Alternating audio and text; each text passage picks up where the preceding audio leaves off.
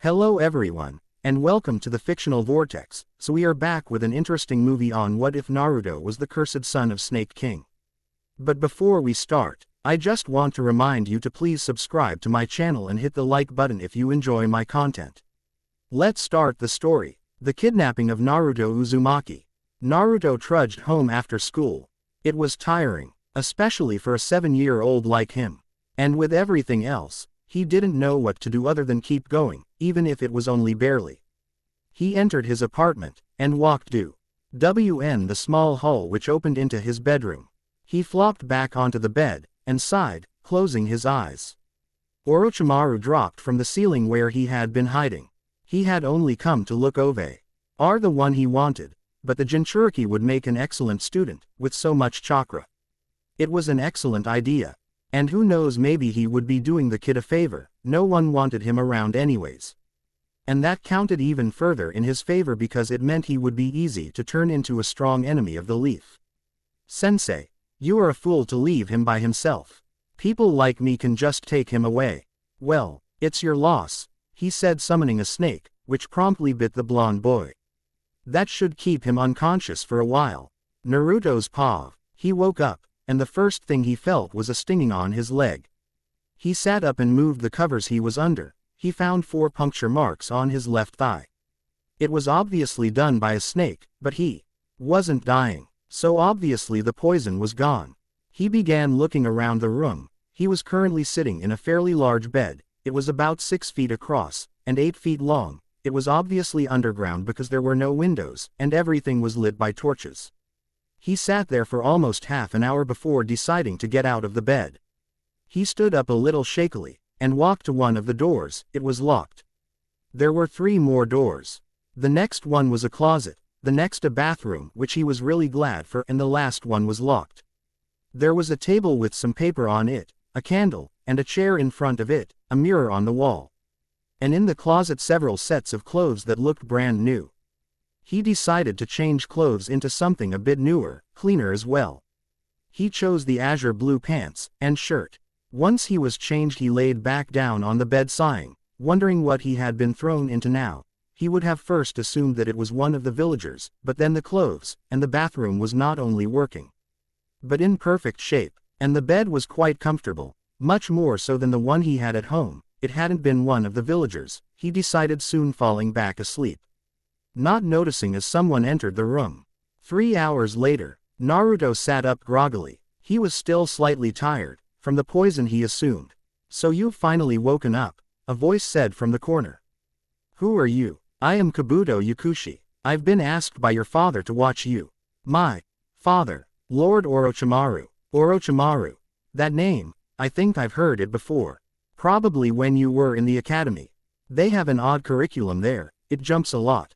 One moment you'll be learning about 100 years ago, and then you'll come all the way to 10 years ago, but I guess it's hard to do it any other way. There are lessons that must be learned from history only at certain times. I know who Orochimaru is. He's a village traitor. Why the heck is he saying he's my dad? He saved you from that place. Think about it. They have tried multiple times to kill you, and you're only an innocent child. But here, with us, you can have people all around you that appreciate you, and all of your hard work. But I was going to be Hokage. I was going to make them all respect me if I had to. But you see, they wouldn't have allowed that. They hate you, but here, you'll have friends. But I did have friends. Iruka-sensei, Shikamaru, Choji, Kiba, Shino, and Hinata, and I even talked together once in a while. Do you think they should? Their parents, I'm sure, have told them multiple times not to associate with you. They might get in trouble. You wouldn't want that, would you? Kabuto asked him, leaving the fact Iruka was an orphan out of the equation. Are you hungry? Kabuto suddenly asked. Naruto nodded. What would you like? Ramen. Kabuto chuckled, standing up. Ramen it is. Hiruzen sighed sadly. It had been 3 days already and there was still no sign of Naruto. Most of the village was talking about it, and for his liking, far too many were celebrating. Far too many, as in excluding 12 people, maybe a few others. And of course there was the fact that he had to tell Jiraiya. So what's the celebration about? Jiraiya asked lightheartedly, entering his office through the window. Something's happened. It's about Naruto. What? Jiraiya asked, his lightheartedness gone. 3 days ago he was kidnapped. I immediately sent the Anbu and Inuzuka I could trust after them, though that was very few, but all signs point to. What? All signs point to what? All signs point to Orochimaru being his kidnapper. But what would Orochimaru want with him? He yelled, much more alarmed with this new piece of information. I don't know the 9 tails inside of him. Maybe I should have finished the job when I had the chance. This wouldn't be happening now if I had. Hiruzen said, you want me to go look for him? Yes, in a way. You see, I want you to keep an ear out for anything that might lead us to him. I don't even want to think what might be happening. I don't either. I'm scared, sensei. For the boy, or is it being pummeled by his parents in the afterlife? Both. Well, I guess we can only hope for the best. Finding info on Orochimaru is now my top priority. I will find Naruto. He's my godson and my responsibility after all. Jiraiya said, and then left the same way he had come, and dropped into a hotel, then left the village 10 minutes later. Naruto laid down for some more sleep. Kabuto had told him that the snake that had bitten him hadn't used poison. It was a sedative instead, meant to keep him asleep, and it would only wear off with time. The silver-haired boy had been highly amused at how much the kid could eat. He'd fin. Ally stopped somewhere around 20 bowls. Eventually the teen had left, and left Naruto to his own devices. Kabuto, how is our newest addition doing? Orochimaru asked. He's torn.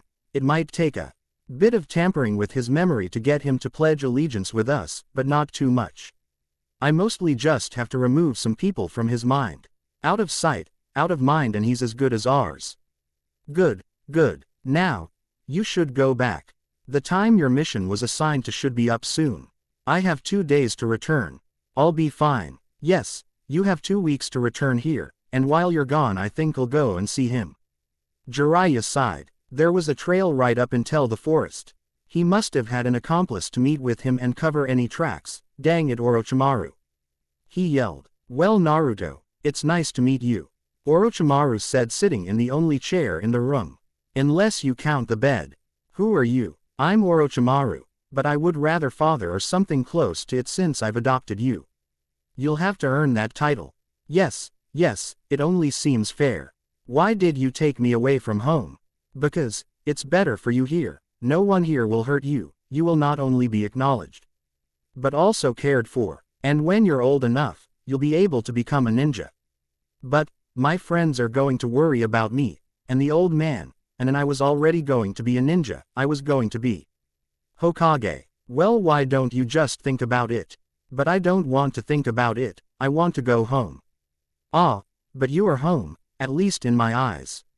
But home, to me, is Konoha, with my friends. Orochimaru sighed, beginning to lose his patience.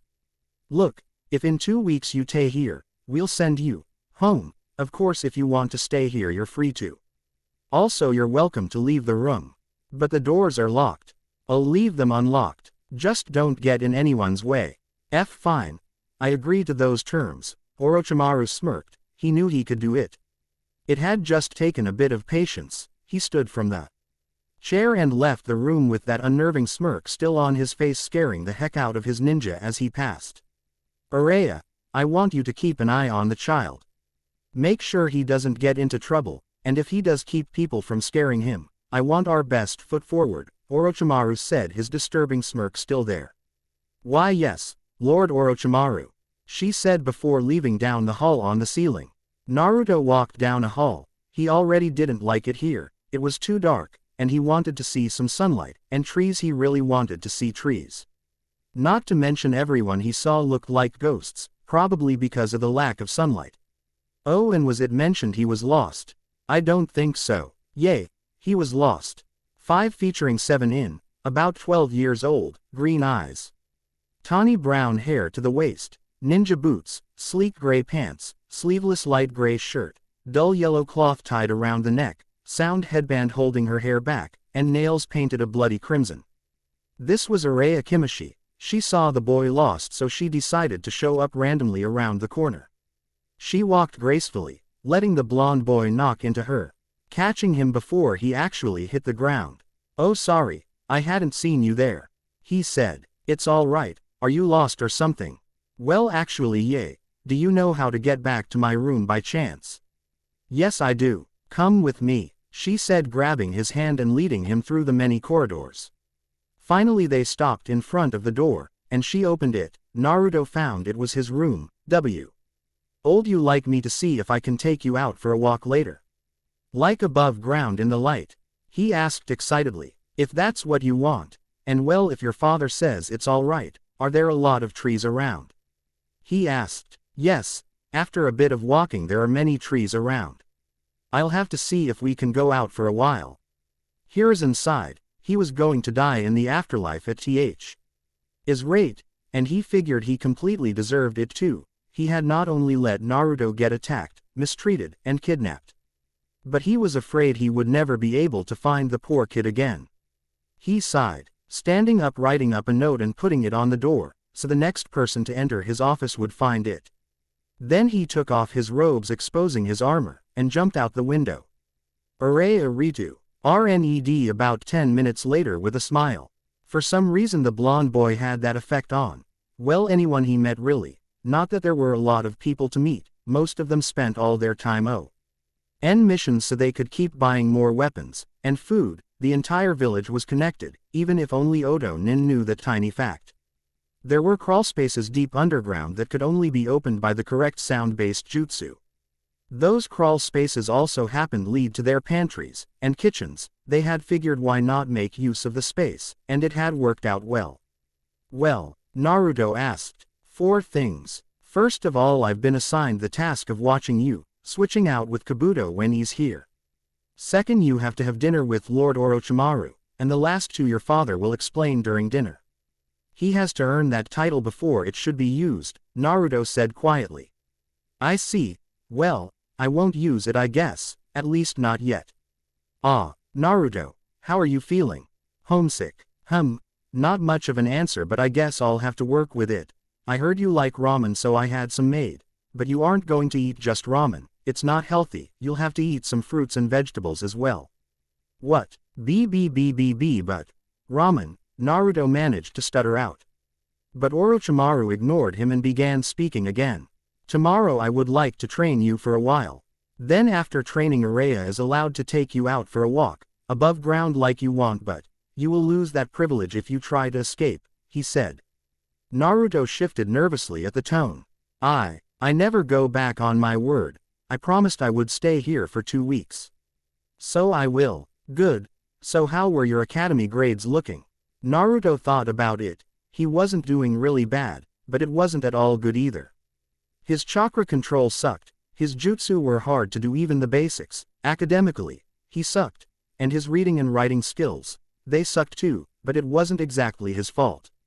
Maybe he could have studied the books a bit more, but his physical training took a lot of time and effort, and he get small results, so he tended to do more physical than mental, not to mention he was lacking the single most important skill to reading books, the ability to read. Well, to put it simply, they sucked. That will be worked on. What was your biggest trouble? Pretty much everything. Hiruzen sighed in relief when he found Jiraiya. Sensei, what are you doing away from your paperwork? I'm out here to help you for a few days. I know Orochimaru. He would be somewhere we wouldn't expect him to be.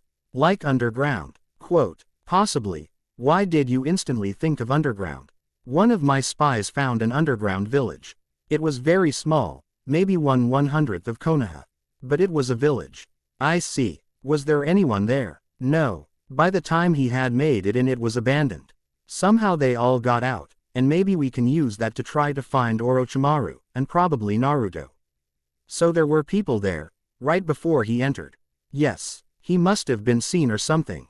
But my point is, they got out without being seen. They must have had an escape route, and there might be a trail there. I've spent all day looking around the place. What if there are more? Maybe instead we should be scouring the area for more underground villages. Or at least their escape route. I'd already thought of that. I even looked in every nook and cranny of that forest, but I didn't find anything. Hiruzen sighed. They were getting nowhere. Araya stood leaning back on the wall. He would have been gone several minutes ago, but Naruto had really wanted her to stay. She finally gave in after a puppy dog look that she doubted even Orochimaru could stand up to. She suppressed a giggle at the thought of Orochimaru giving into a puppy dog look. No. The puppy dog look. She started to leave when Naruto began snoring, and slowly she crept out of the room. Once the door was finally closed, she sighed, deciding to go to bed. Naruto sat up. Somehow an alarm clock had appeared beside his bed overnight. It read 7 a.m. He got up out of bed and went to the closet to find some clothes to get dressed. He chose his old clothes. They were good for mobility, and already in pretty bad shape. He jumped slightly when Araya opened the door and entered. "Here, these are for you.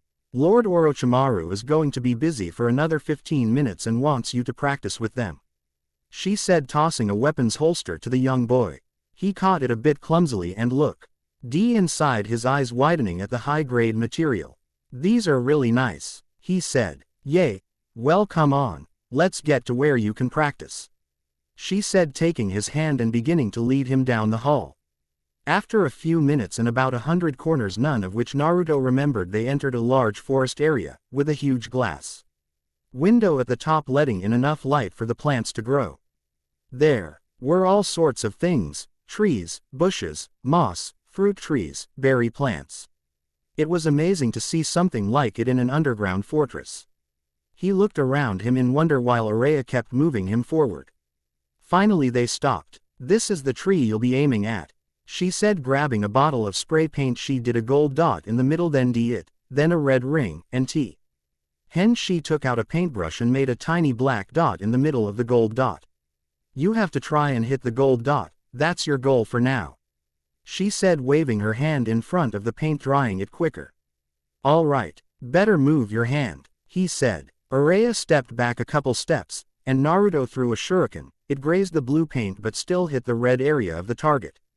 He threw again, this time getting a few centimeters closer. "Better," Araya said, clapping a bit. "But you still have a long way to go. I can do better. Try to. It's good." Naruto took another shuriken and in an invisible movement it was gone and smack dab in the black dot. "Interesting," a voice purred from behind. "You aim better when you modify the movement, and put more speed behind it," he said. Naruto felt a little shiver go down his spine. "Araya, you can go for now. Come back in about an hour and a half." "Yes, Lord Orochimaru," she said, leaving. Orochimaru took a step forward. "Take out a shuriken. I want you to show me exactly how you throw it." "Oh, okay," he agreed, taking one out and making the movement, landing it exactly on the spike of the last one. "Slower." Naruto did the movement slowly. "Good. So, now what can I teach you?" "I know, let's start with chakra control." An hour later. "Good. That's so much better now. Let's try the clone again. Can we take a break?" "Only half an hour left. And then you can go for your walk." "All right. Good. Now I want one clone." Okay, he said, sighing. Half an hour later. Araya got back exactly an hour and a half later to find Naruto passed out, and Orochimaru waiting. "Take him back to his room. You can take him for a walk later." "Why, yes, Lord Orochimaru," Araya said, picking Naruto up. "Oh, and take him as far as he wants on that walk. So long as it's the opposite direction from that town. I've heard some people I used to know are searching for him." "May I ask who is looking?" "My old sensei. Hiruzen Sarutobi and Jiraiya, my old teammate," he said bitterly. Araya left, embedding that information in her mind and remembering everything about the two so she would know if she ran into them. Naruto woke up, his sight slightly bleary. Luckily it was pretty dark so his eyes didn't have to adjust much. Finally he could see better and his eyes picked Araya's from out of the shadows. "Araya," he asked. She started, and jumped up from her wall sitting, which she had fallen asleep doing. "You're awake. Did you still want to go for that walk?" she asked. "Yay," Naruto said, getting out of bed, and getting dressed. Araya huckled quietly at his energy and excitement. "You don't have to rush, it'll still be light for a little over 3 hours. We have plenty of time to walk out a ways, then rest for a few minutes and come back." "I know, but I'm so excited to see the sun. And I mean actually see it," not have light coming through glass. All right, Araya agreed, deciding not to fight a battle she didn't think she could win. Well, now that you're ready, we can go. Yay, he said in delight, skipping after the slightly grinning young woman. He's so full of energy, so cheerful, so innocent. I wonder when the last time I acted so innocent was. 3, maybe 4 years. Longer, she whispered to herself. Naruto had suddenly stopped as he bumped into someone. She recognized him as one of her teammates Inoue. He looked slightly panicked, but definitely didn't miss the 60-pound 7-year-old walking into him. For a second his eyes said he was now angry. She could tell he was about to yell at the young boy. But she managed to signal him from behind not to say a word, or else, was the thread no one in Odo had to finish. They all knew the usual penalty for failing a task given by Orochimaru. Luckily Kabuto was more forgiving, in a way. Hello, Inoue said, the only hint of his anger resting in his eyes, but still he inserted a friendly tone into his voice. You must be Naruto, he said. Why yes, sorry for knocking into you like that, he said, his voice sounding pathetically weak. The anger seemed to melt out of Inoue's eyes. It's all right, I admittedly knocked into you too, I'm Inoue. Now Araya cut into the conversation. Hello Inoue, what's wrong? You look worried. I have to report to Lord Orochimaru about something. Okay well, Naruto and I were just going for a walk so, we'll see you later. Okay, he agreed, and then walked away. How do you know him? He's one of my teammates. Oh, he said following her as she went down about another 100 corridors. Finally he saw light, and dashed ahead quickly, climbing up a tree to get a better look of the sky. Wow, this is a great view. Araya, you should come up here and look. There's a bunch of birdies, he said excitedly, looking around from the top of the forest. The wind ruffled his hair a bit as he sat there smiling like a child should, and completely happy. Araya appeared behind him and looked around herself. Being our ground all the time made you used to the dark. You didn't like to think about the sky, it was irrelevant, it was dark underground. But standing at the top of a tree looking at it made her feel free in a way. No one ever felt free underground. It felt like you were being suffocated, or worse, crushed. Something chirped right in her ear. You're right, there are birds up here, she said. She did a few hand seals, and held out a finger. A bird then hopped onto it, and she sat down. Look at this little bird. Wow, birdie, he exclaimed, looking at it in wonder. How did you get it on your finger like that? Yes, she said, letting her lips tremble into a little smile. Now's my chance. If I tell him how I got it on my finger like that, maybe it'll help convince him to stay here, because the truth is that I really have started to like him around, even after a couple days. I used a sound jutsu. Oh, Araya put the little bird back on its original tree branch. Well, we should probably go, we have a while to take our walk. And then we have to get back, before it's dark. Okay, Naruto agreed, starting to climb down. Once they were down they went to the east, and Araya carried him the steep incline leading to the top of a cliff. After several hours of talking, watching the land below as the sun set, and then at Naruto's insistence, and Araya's caving, looking at the stars. This has been the best day ever, he said weakly, half asleep, as Araya piggybacked him down from the cliff. Well, maybe we'll have to go outside again. Yay. The next week passed well. Araya grew more attached by the hour. While Naruto grew from Orochimaru's daily training, and while he was happy, he still didn't feel he belonged. He still thought about all his friends that were back in Konoha. That's when Kabuto came back.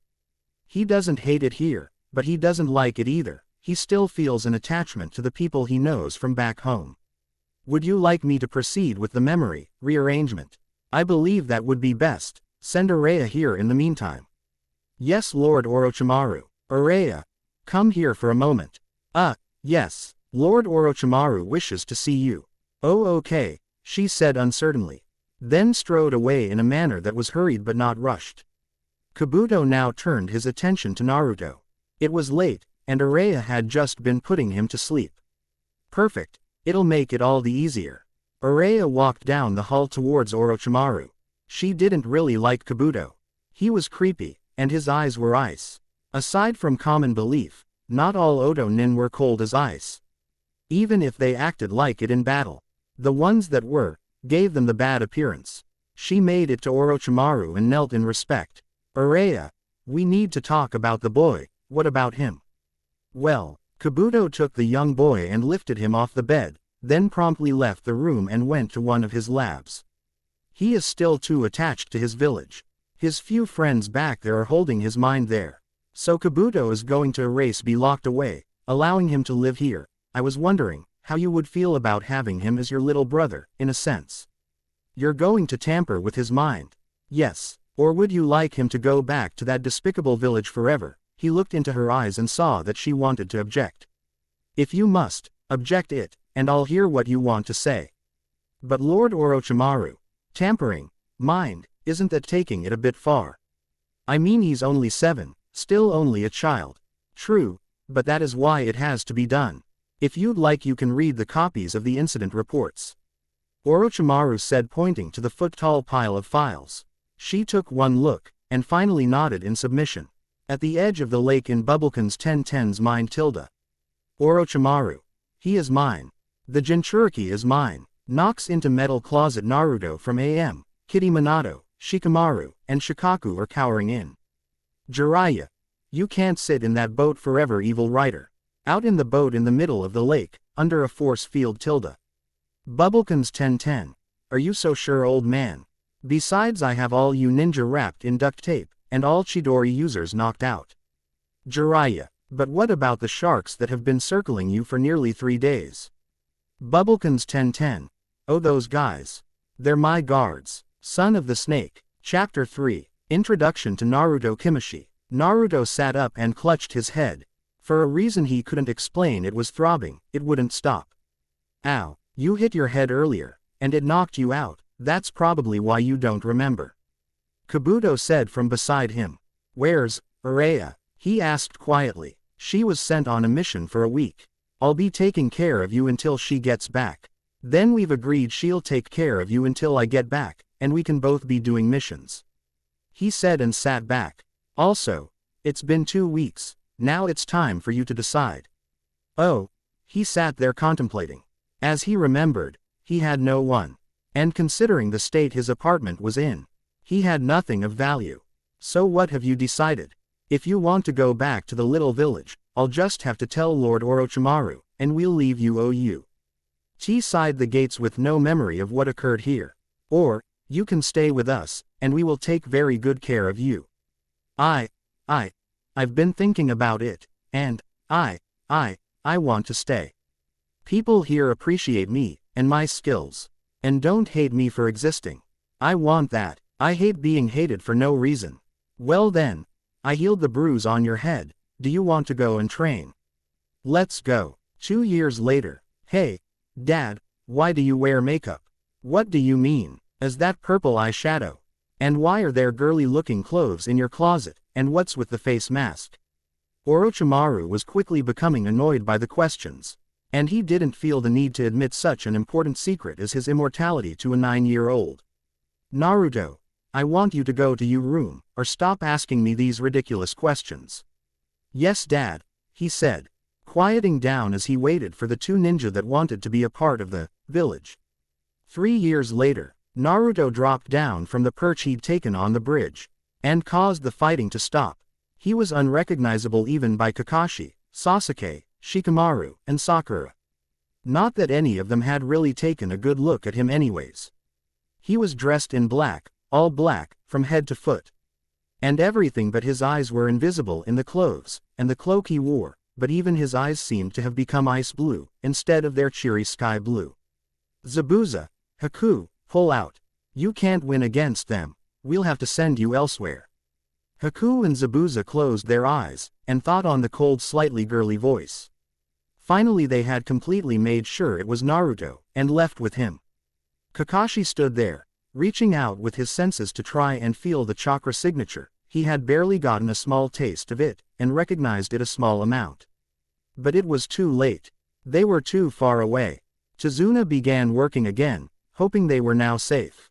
But it wasn't to be as a presence appeared behind him. Kakashi took the black-clad boy, and pulled. led him away before he could do anything. But Zabuza and Haku were now going after the genin. He grabbed Tazuna by his shirt, and carried him to the genin, having Sakura and Sasuke watch him, while he and Shikamaru took the front lines. Meanwhile Naruto was now under the bridge keeping them busy with his shadow clone. He did the necessary hand signs and slammed his hand down on the thin beam he was balancing on. Summon. A minuscule snake appeared and he nodded. It slithered up the beam and onto the bridge unnoticed by everyone. By the time Tazuna felt it bite his wrist, it was too late. Naruto had sent a snake that was tiny for sure, but it was one of the deadliest he could summon, and he knew by the time Zabuza and Haku were out of harm's way in 2 short minutes, the bridge builder would be dead. A day later, Naruto, next time, you take point. Not Zabuza. No offense to him, but he's not got any tactical skills at all. Haku said, panting after the day-long dash away from their assignment. Zabuza glared fiercely at the insult. 3 years before, a man and a little girl about Naruto's age walked in, escorted by Uraya, Inoue, and their last teammate, Michiru. The man knelt in front of Orochimaru. I am Zabuza Momochi, and this is my pupil, Haku. We wish to join you, and your village. As that's so, Naruto stayed sitting in the seat he was in, silent and stoic, or at least on the outside. On the inside, he was cheering. Finally he had someone his age around. Well, so long as they passed the test.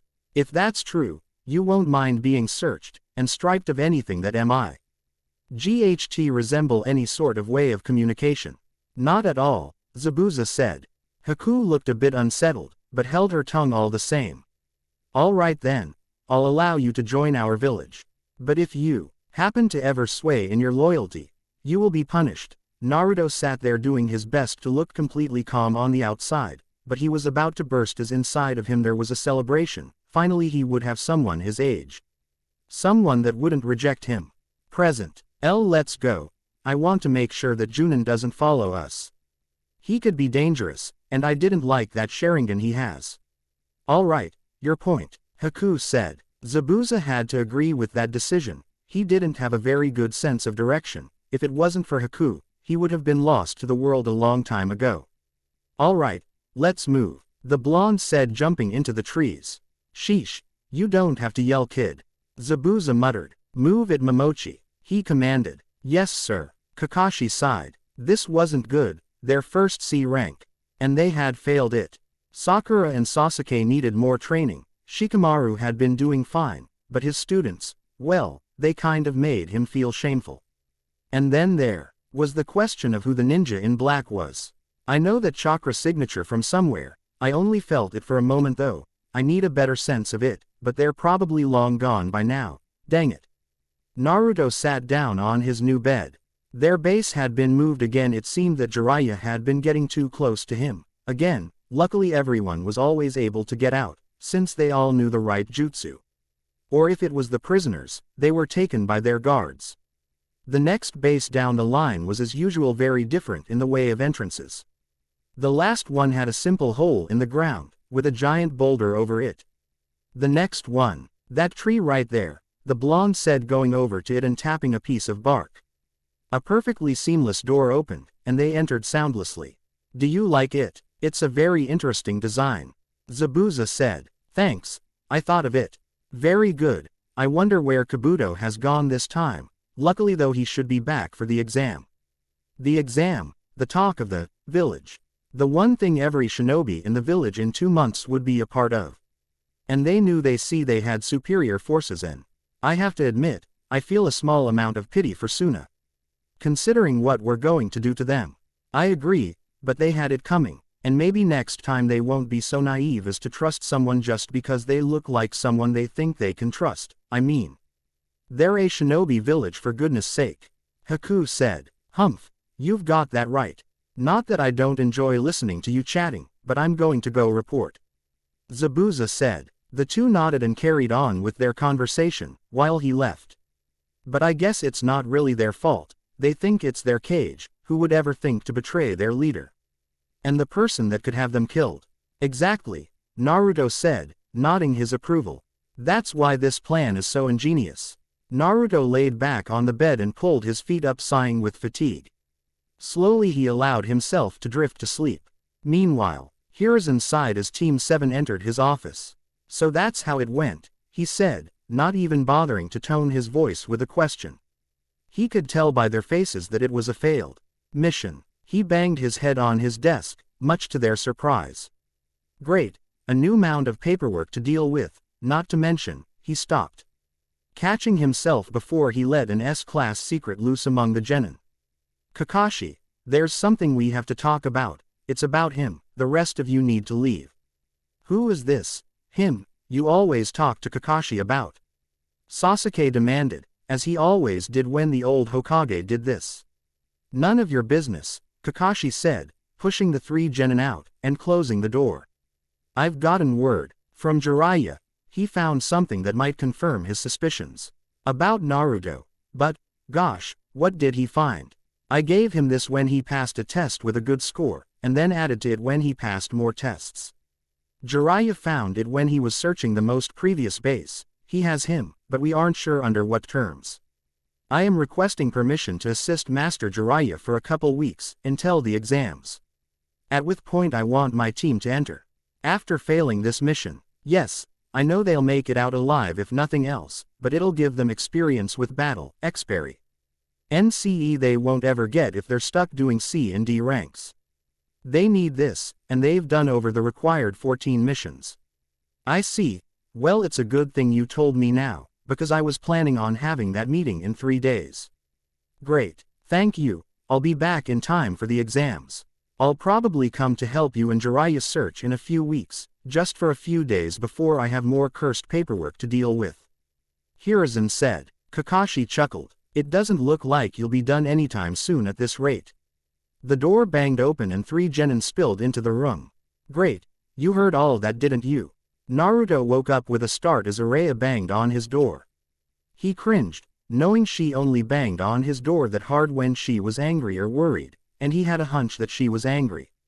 Something about hair dye in place of her shampoo.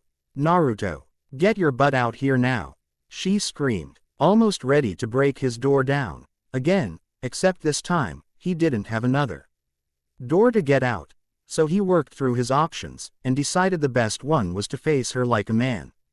For once, coming, he called. He did his best not to appear frightened when he opened the door, to find his older sister clad in a towel, and red-faced while bright red hair hung to her waist area. I have to admit, I was going for a more secluded red, but I think that fits you better, I love it. He said, fully admitting to it. I'm die, she screamed, taking 3 kunai and throwing them. They caught his clothing and pinned him to the wall. She pulled out 5 more and finished pinning him. I'm satisfied. All right little brother, I've gotten my revenge. Now I need to know, is this permanent hair dye? No, it'll come out after about 6 months. 6 months, Naruto. Just then, Orochimaru entered, having heard the sounds coming from his children's rooms. He took in Araya in a towel with tomato red hair, and Naruto pinned to the wall with well-aimed kunai, and resisted the urge to smirk, groan, and chuckle all at the same time. I see, that all he said before turning around, and going back to his throne to discuss the exams with Zabuza, who was waiting for him to return. Woot woot, I've made it through chapter 3. Finally, y'all happy with how it's going? I think I'm going to pick up the pace a little though, it's been moving pretty slowly. Oh, and before I forget, Kabuto, Haku, and Naruto are all on the same team. Zabuza is their sensei, but it's complicated, since Naruto is Orochimaru's son, though adoptively he has a lot of power over others, so he can be rude and commanding sometimes. Even to his sensei, as you read. Just had to explain that for you quick. The quickly approaching exams. Naruto packed the minuscule amount of possessions he had. No one ever had many, and they always went with them when they went on missions so that they could keep secretive about their operations. The only person in the village that had more than a bag worth of things was Orochimaru. And he only had paperwork, but it was all hidden in a room off to the side of one of the escape tunnels. He shouldered his bag, which contained 2 extra changes of clothes, thread, a needle, newly made weapons, a large amount of concealed weapons, another black cloak, and various other things he needed. Luckily he was able to use some of Araya's makeup while he was gone, to see over up the whiskers when he was out in the open. He left his room, meeting up with his team, Kabuto and Haku having been there before him. They were now waiting for their sensei. She's taking forever, Naruto said, already impatient. Naruto, it's been 5 minutes, didn't you pass her room on your way here? Haku asked. No, I've been trying to avoid her since I dyed her hair, I mean after that lecture. And then leaving me pinned to the wall for nearly a week. You deserved it, little brother, she said, walking up to them. Their eyes widened at her hair. It was still tomato red, sure, but now it was short, draping around her head, only going to her shoulders. She smiled. But, you know, I've kind of taken a liking to this hair color. I've packed some more of it for when it starts to fade. Really? Yes, really. I've grown attached to the color. I'll probably leave it this way, and just cover it up with a bandana during the operation. Okay. Well, we should get moving, Kabuto said, pushing himself off the wall. Yay, Naruto agreed. 3 days later, Konohamaru jumped over the fence running from Iruka. He had been pranking an Anbu, and had been caught, but snuck away. Now his teacher had found him and was trying to drag him in for the day's lesson. In fact, he wasn't the only one running. Udon and Moegi were with him. You'll never catch us, Konohamaru sung. Still running, they flipped a corner and dropped into a manhole, hitting the bottom with a clunk. Iruka passed them by, having missed their disappearance from the street, and being unable to sense their chakra. Where did those kids go? He muttered, carrying on. The 3 kids used chakra to climb up the walls, and go back through the manhole. They walked away meeting Team 7, and talking with them too. They carried on through the village. Until, ouch, Konohamaru said, bumping someone and falling back onto his behind. Watch where you're going, kid, a black-clad ninja said, grabbing his scarf and dropping him on his feet. Wait, who are you? You obviously aren't from our village. You're all wearing different headbands. You shouldn't be in the village, Sakura said, accusingly. They all held up cards and Haku spoke up. In fact, Miss Pinky, we're allowed. We're here for the Chunin exams, she said. Oh, I should have known then. I'm sorry, she said. It's fine. Now if you'll excuse us, our sensei is waiting for us in the hotel. And she might get our late, Kabuto said. Naruto just stood there saying nothing. All right, thank you. We'll see you at the exams, Haku said, trying to make up for Naruto's cold behavior. The black-clad ninja walked away, ignoring the fact that there were people around him, though he walked calmly all the same. Hey you're the one that sabotaged our mission. What's your name? Sasuke yelled after him. Naruto didn't even turn. Sasuke growled, I was talking to you. I know, and I don't care, Naruto said, still not turning towards him. Sasuke didn't exactly like being ignored and rushed towards him, a fist ready to punch, until he was right behind his opponent, and his hand was caught less than an inch from the back of Naruto's head. He tried to punch him with his other fist, only for that to be caught as well. His arms were moved, and Naruto flipped around, icy eyes glaring at him. Attacking from behind is quite predictable. If you want to keep being respected as the last Uchiha, you should probably stop throwing a tantrum every time someone ignores you, he said, dropping Sasuke's hands and turning back around. Grr, dang it, just give me your name already. No, he walked away, and Kabuto went in the same icy manner. Haku walked by, looking at them a bit apologetically before following. She went up behind the black-clad ninja and stealthily tucked some golden hair under the fabric he had covering him. You missed that little tuft again, she reminded him quietly. Oh, oops, he said, grinning sheepishly under his mask. But Sasuke was staring. He had seen the tuft of hair. It was gold, and the eyes were blue. His voice as well was familiar to the blonde idiot. Could it be? He asked himself quietly. He disappeared when Sakura turned around and headed towards the Hokage's office. Hiruzen stared sadly at the bracelet on his desk.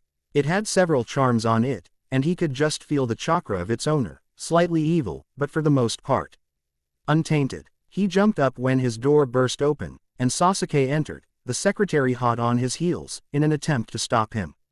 I have to talk with you, he said. Well, that's kind of obvious by the way you slammed my door open, the old Hokage said, sliding the bracelet back into the secret drawer he kept it in, and waving the secretary out.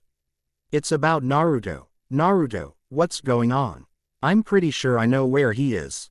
Please, enlighten me. He's here, in the village, for the exams. And how do you know this? I met him, and his team. The same eyes, though a little bit colder. Same hair, and about the same voice, if not, then it's slightly more girly. And that's not all. What else? He also happens to be one that sabotaged it, Sasuke said tersely.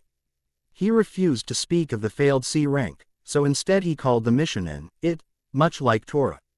You can go. Sasuke nodded and left. Hiruzen meanwhile hung his head. Orochimaru, what have you done? Araya had been pacing, and in turn left a worn spot on the carpet, and when asked about it she just said, I'll tell you over dinner.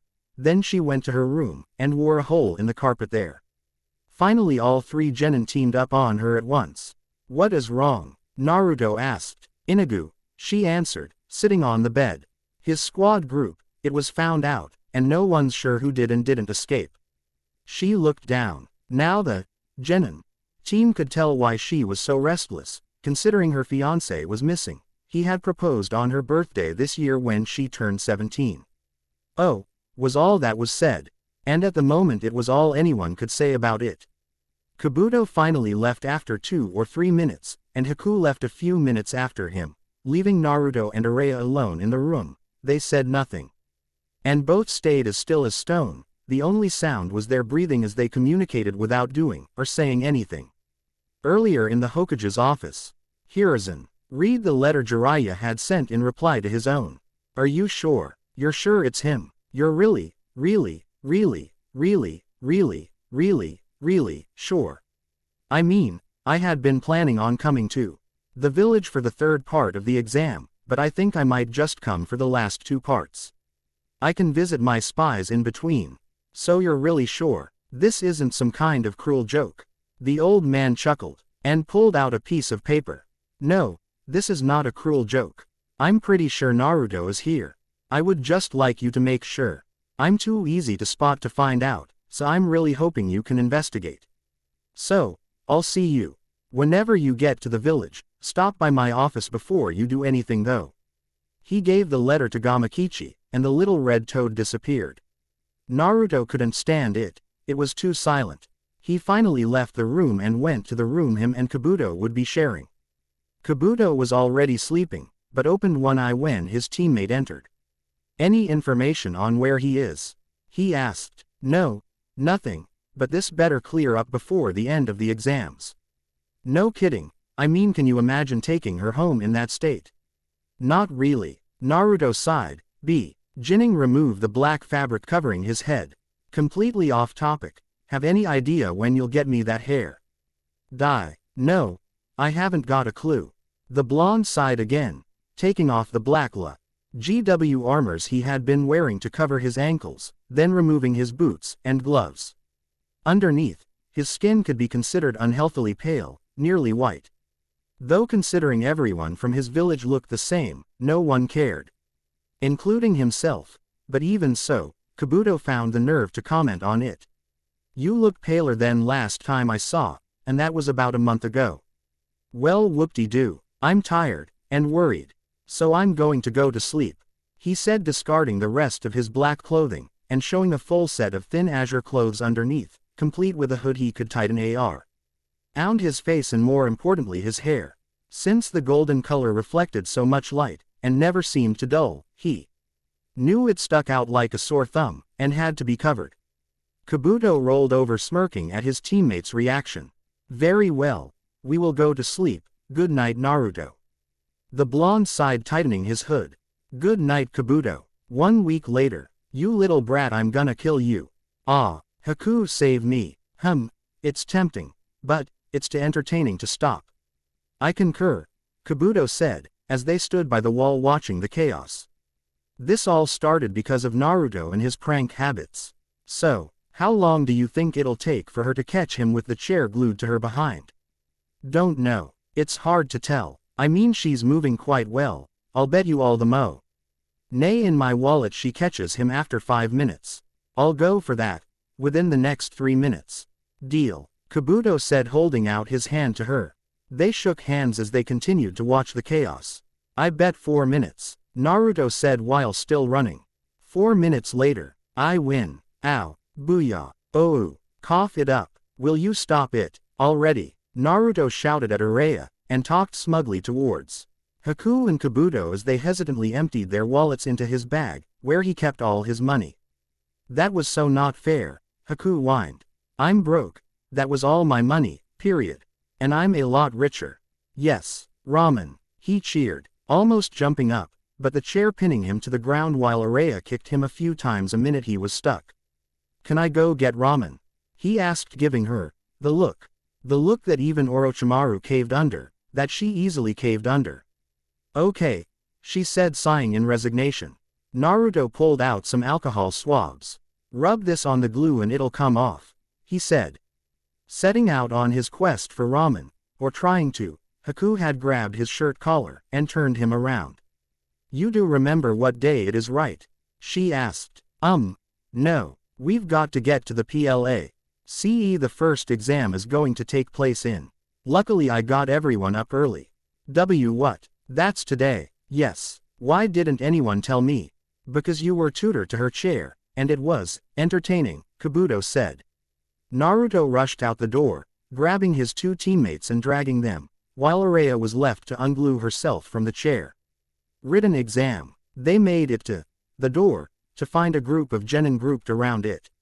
Not that they cared, but it's the Uchiha boy, Kabuto said. I don't really care at the moment, so long as he doesn't die. I just want to get to the exam, instead of watching these brats fighting each other, he said, walking up the next flight of stairs. Wow, he's got quite the grudge, doesn't he? Haku said, staring after the blonde, who was once again clad in black. Yes, he does. All the better to manipulate. The two went after him and found him waiting for them at the doors to the exam entrance. Well, let's head in, Haku said, trying to forget her teammates' behavior. Yay. Naruto grabbed the handles and pulled open the double doors. Humph, this looks like it'll be easy, he said. True to his word, most of them were either big mindless dummies or super smart and weaker physically. They had trained mostly one area, while Haku, Kabuto, and himself had trained themselves in both, often reading while they sparred, especially now. What did you say, newbie? One of them yelled. He was chubby from the half symbol he could see on his headband from Iowa, and looked kind of stupid, but might pass the written exams. I said what I meant. And if you know this is my first time taking this exam, then that means you must be on at least your second try through it. As I said, easy. Why, you little pipsqueak, he yelled enraged as his team showed up behind him. Not liking what they were hearing. And though it was true, Naruto was only about 4'3", he was confident nonetheless. The boy charged at him and Naruto dodged easily. He was assuming there was a no fighting rule and decided it was best to just dodge it and not risk failing the first exam. Well, may as well thin out the competition. Ah, you're so pathetic. Too bad too, I'd wanted a challenge out of this exam. Now that caught the attention of a few other people, quite a few other people. Now you're being too cocky, kid. Yay, let's teach him a lesson. 10 minutes later. Most of the genin that had attacked Naruto were either A, lying on the ground knocked out, or B, backed off to take care of their teammates that had lost it due to a sort of brain freeze. None of them were visibly hurt due to Naruto though, so everything was fine. Ah, you're all a big bunch of losers, he said. Next time don't retaliate to taunting. The doors opened and several Leaf genin, including Team 7, entered. Naruto jumped up into the rafters which his teammates had long ago used when they decided it was safer to vacate the floor. They watched as the little group of Leaf genin talked, drawing the attention of those in the room still conscious.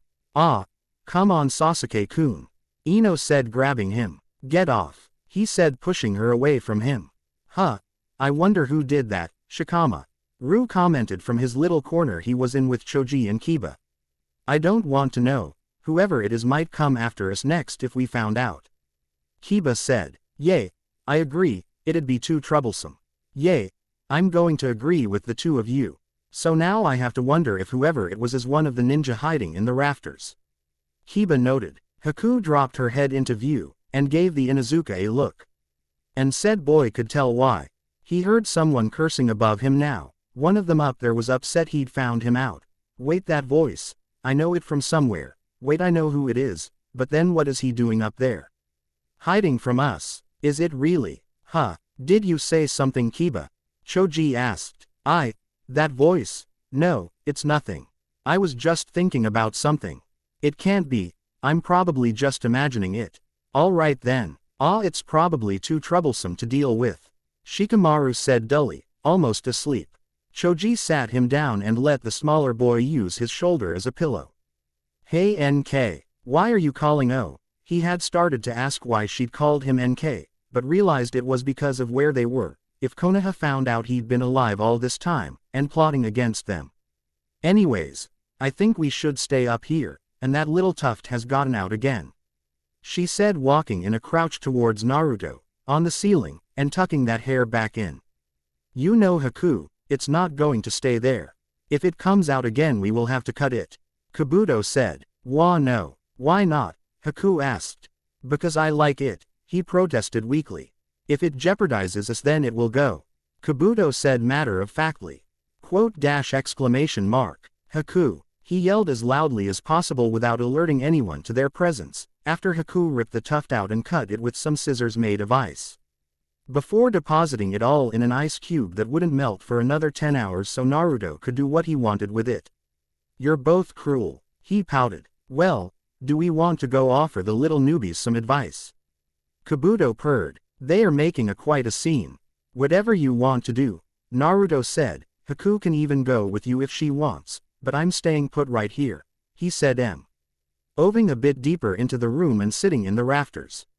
Alright, what do you say, Haku? If I don't go you're liable to make enemies. I mean seriously, you make enemies without ever meeting someone.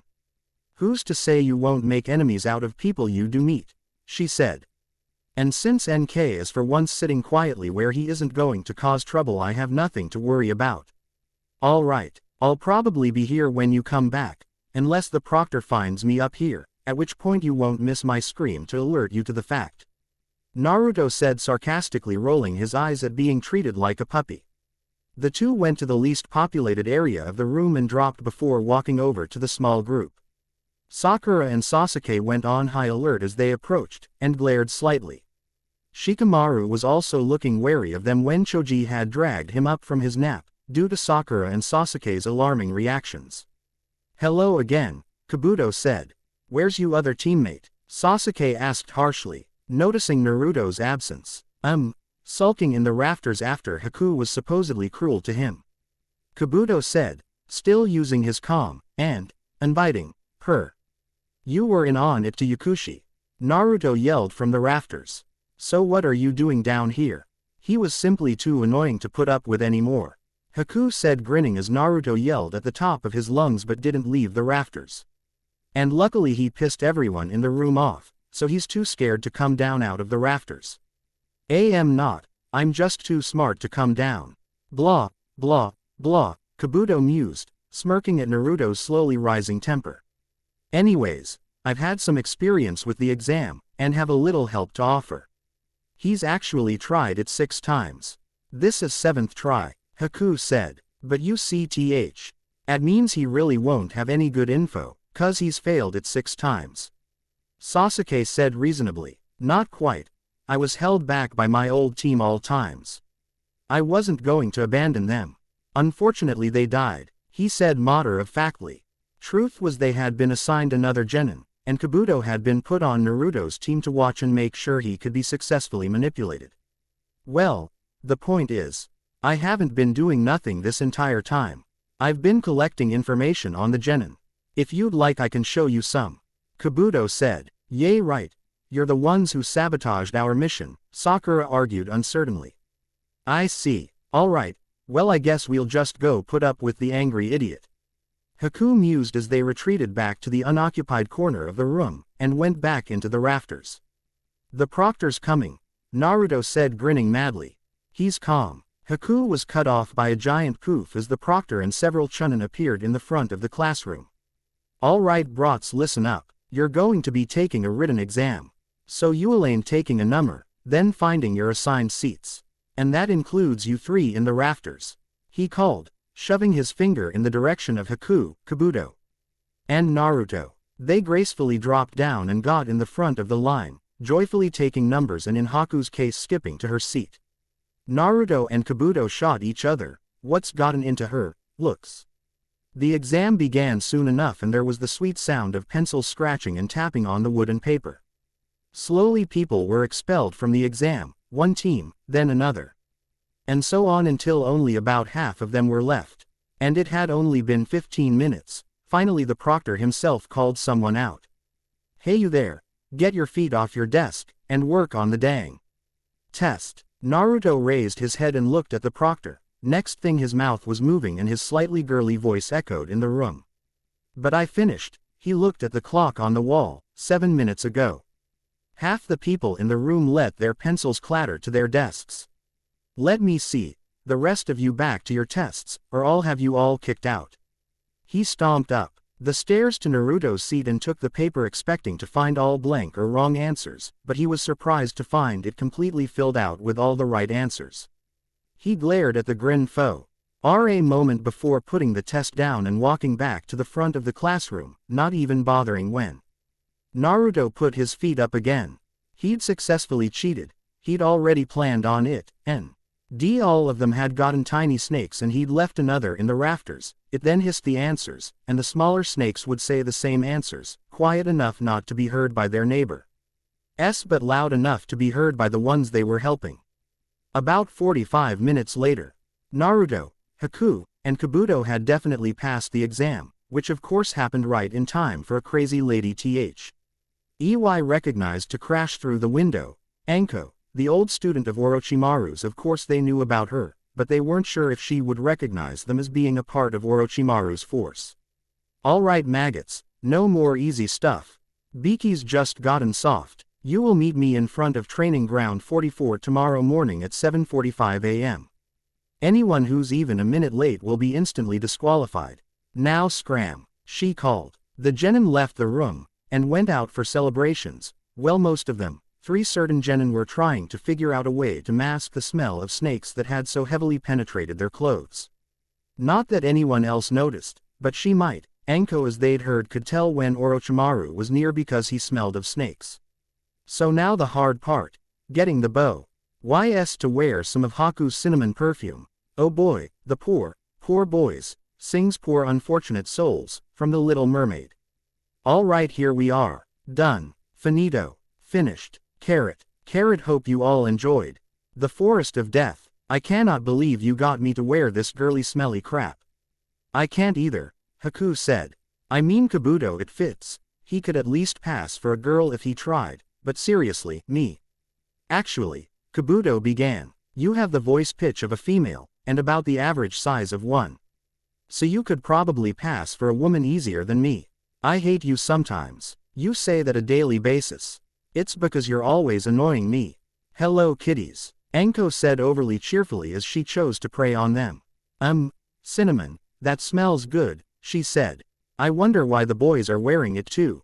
I thought their reactions would be funny, and I needed a good laugh this morning. Besides, it's good revenge for yesterday when NK won that bet and Kabuto and I went broke. I think you and I are going to get along just fine, girly, Anko said, grinning. 10 minutes later. Alright maggots, you're going to be going into this training ground. It's called Training Ground 44. But it's also known as the Forest of Death. I've heard of it. It's got a bunch of big animals and insects, right? Shikamaru asked. Yay.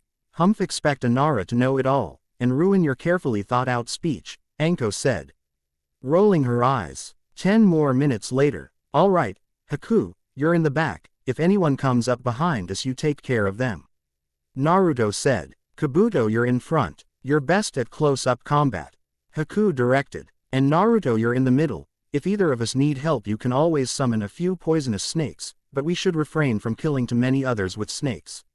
Some might get suspicious of us if we do. There was a hissing behind them and Naruto turned, and knelt down to the little snake. The blonde slowly grinned, standing back up. Dad is in here, and would like us to steer clear in case someone makes the connection, and we're to incapacitate as many teams as possible. Alright, let's go. Right. New plan though, Haku. There's a team about 100 meters to the west. Kabuto will be between in case either of us gets hurt, and I will take the team to the northwest, and whoever is done first goes with Kabuto to help. Sounds good, let's go. Alright, move out. 10 minutes later, Haku was just clearing out the last of the team, when she heard Kabuto and Naruto behind her. They looked at each other. A bunch of wimps, Haku asked. Worse, they were setting up traps. One of them had already been injured, and they tried to defend and attack. It was pitiful. We should probably go on. What scroll did you get? A heaven scroll. How about you, Haku? An earth scroll. And we already had an earth scroll. Let's destroy that one, the less teams the better. Besides, it'll make a big difference if there are less ninja in the village. Naruto said, taking more towards a hissing tone as he continued speaking. I guess you're right. Okay, so then send out your scouts, and we'll find out where more teams are. Okay. Anko was sitting eating dango, listening with a grin to the screams that managed to amazingly carry through the entire forest and reach her awaiting ears. Unfortunately, her moment was ruined when Anbu interrupted her sadistic pleasure. Ma'am, we have a problem. A problem? Yes. And what kind of problem would involve me? We found bodies. I'm still curious as to why this concerns me. They're strange. Different. Their faces are gone, ma'am. What? She screeched, jumping up and staring the poor Anbu down. What do you mean their faces are gone? Take me there. Why yes ma'am. Orochimaru was on the move. He had a single target in mind, Sasuke Uchiha. He would be his, and Naruto was going to play a large role in his retrieval. While Orochimaru couldn't stay in the open for too long, Naruto had the privilege to walk around the village. Sasuke Uchiha, when I find your underpowered team, you will become mine. Ever so slowly, I will make you mine, and when it's time I will take your body and make that Sharingan my own. Hinata was using her Byakugan to find the tower, until she saw an overly familiar face. She stumbled back suddenly, surprised and somewhat scared. Hinata, what's wrong? Kiba asked, catching her before she fell back all the way.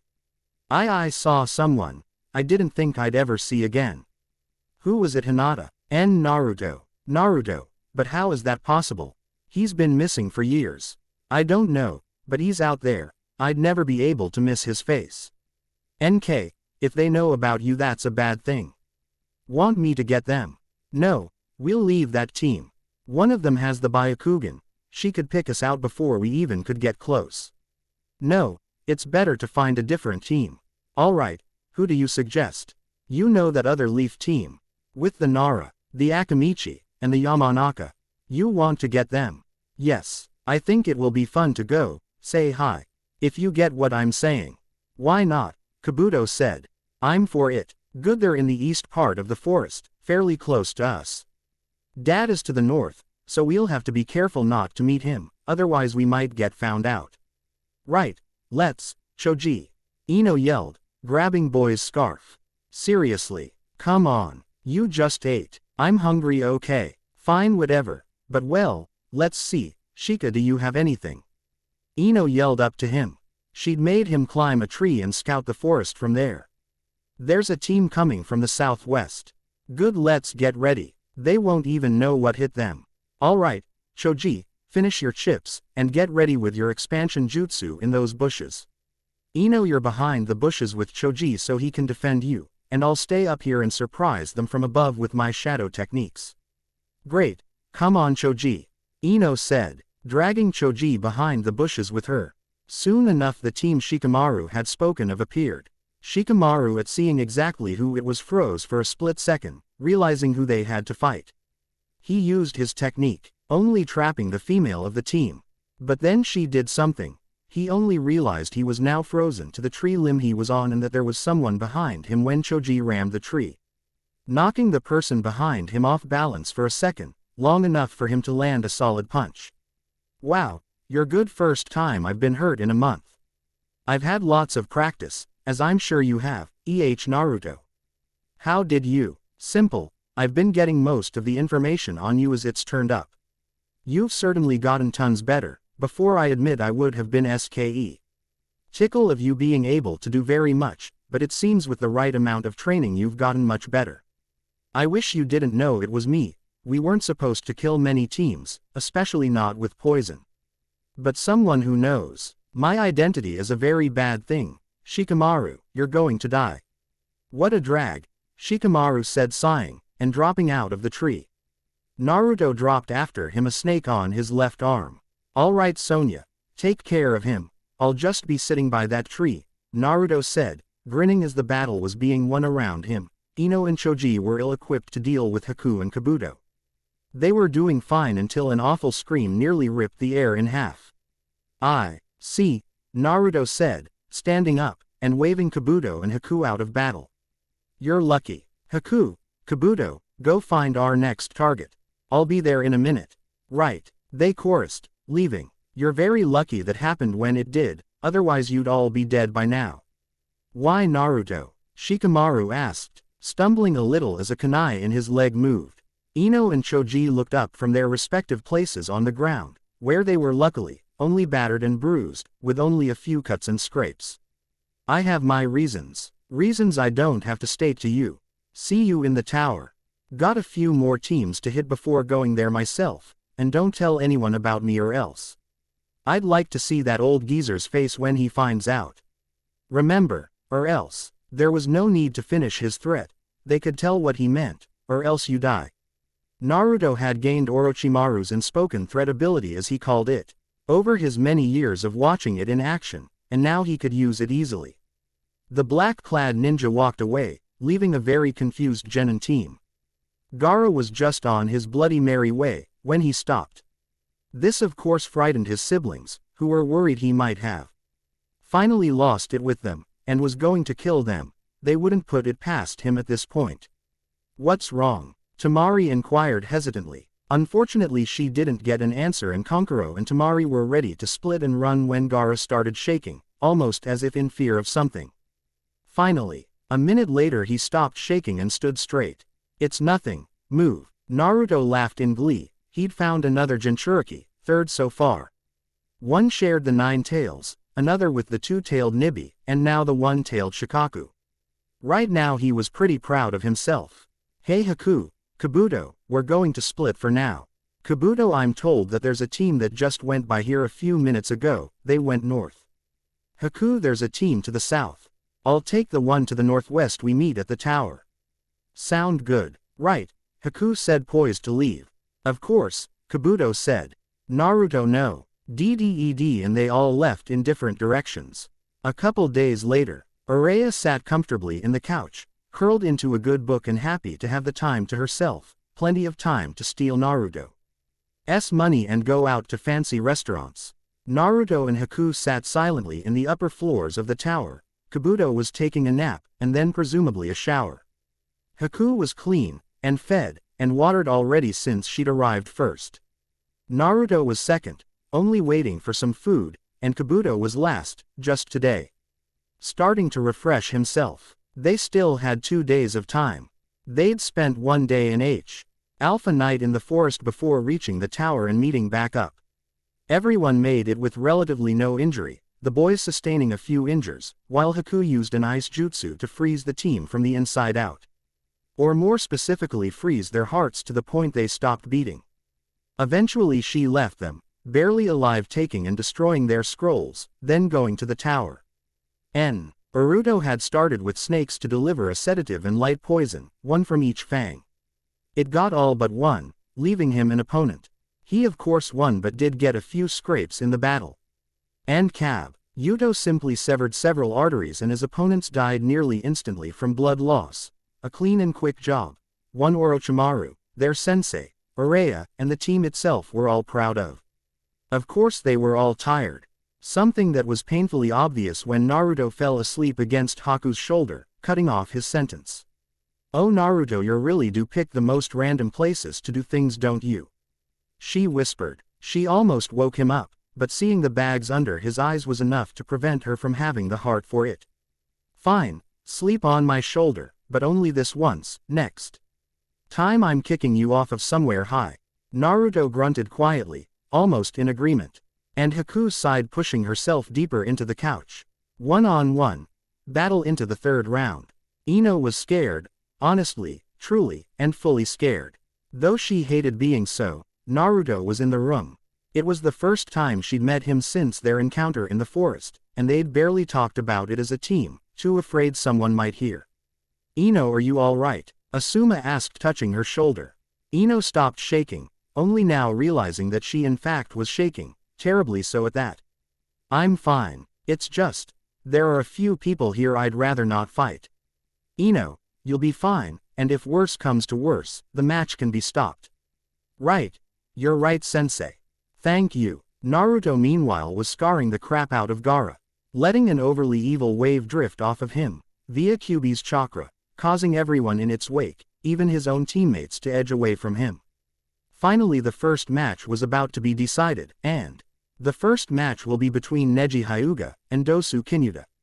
The two left their teams, and went down to their match. Of course the match didn't last long at all, as soon as Neji shut down all the chakra to Dosu's arms he was useless, and the match was ended very quickly after that. Winner Neji Hyuga. The board flashed again and two new names showed up. The next match will be Shikamaru Nara and Zaku Abumi. Shikamaru walked down lazily, and by the time he finally got to the bottom everyone was thinking something along the lines of a descendant of the snail. Maybe that was the Nara clan's summon. As soon as both boys were ready the proctor stepped back. "Begin." Zaku was off, sending several kunai at Shikamaru. He twisted in an almost impossible way and the kunai embedded into the wall with a dull thunk for each. "Not bad, but let's see you dodge this." There a blast of wind that tore up the floor, an explosive tag blew through the wind towards Shikamaru. This proved to be his first and last mistake, as he found himself caught. He couldn't move. Fit, and he found shadows connected to his own. Suddenly he jerked, not of his own accord either, and oh sooner did he find himself spinning rapidly. He spun, and spun. What glances he got of Shikamaru proved he was also spinning. Finally, after 2 barf-worthy minutes of spinning, Shikamaru stopped, barely looking phased as Zaku was ready to collapse. The Nara dropped the jutsu and watched his opponent fall. He threw a few kunai pinning Zaku's arms down, and walked away. "Proctor, this match is over. Winner, Shikamaru Nara." Naruto looked at the board, and found that the person he most wanted to battle was actually going to battle him. Yes. Finally, the person he most wanted revenge on was going to battle him. The next match is Sasuke Uchiha and Akaru Ikimishi. I know, I used that name before. So to see if it's true, Sasuke muttered, jumping the railing, as Naruto did the same from the other side of the room. The proctor stepped back. "Begin." They started immediately. Charging Sasuke had to know if it was true, so he made a plan, distract, and maybe demask. They clashed, and Sasuke took the time to start a conversation. "So, is that you, Naruto? It's you, isn't it?" Again they passed and stopped on opposite sides of the arena. Everyone was oblivious to their conversation. Naruto let out an evil chuckle as Sasuke lunged at him again. "And does it matter if I am? So then, it's true. My suspicions were right a couple weeks ago when we met, so then what happened to you?" Sasuke asked. "And why should I tell you? Don't tell me." The stuck-up and overly prideful Uchiha was worried about little old me. Naruto said, mockingly, blocking another attack. I wasn't. I'm just curious." "Just curious? Well, if I didn't know better I'd believe that, but you're lying." The blonde lunged, laughing as he swiped and cut Sasuke's arm open, causing blood to flow from the wound. "You're pathetic. Honestly, I can't see what he wants from you." Now Orochimaru, who had been listening to the exchange via Snake, was starting to mind. Sure, he could understand his son having fun, but letting slip that he was after Sasuke's body wouldn't do. He sent a message through his snakes for him to end it, and be done.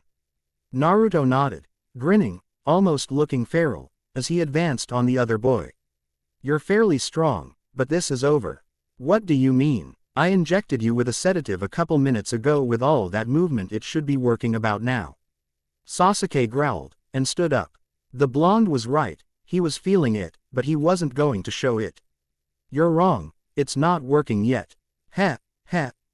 Alright, you want more of a beating, fine, I'll give you one more blow," he said, his grin now full on as he merrily grabbed Sasuke by the arm and kicked him. He leapt, springboarding from the balcony, and kicking again, then he did it again, and again. Finally, when the dark-haired boy was nearly at the ceiling, he could do next to nothing as he was flipped and kicked hard in the stomach, sending him plummeting towards the ground. He impacted the ground unbelievably hard.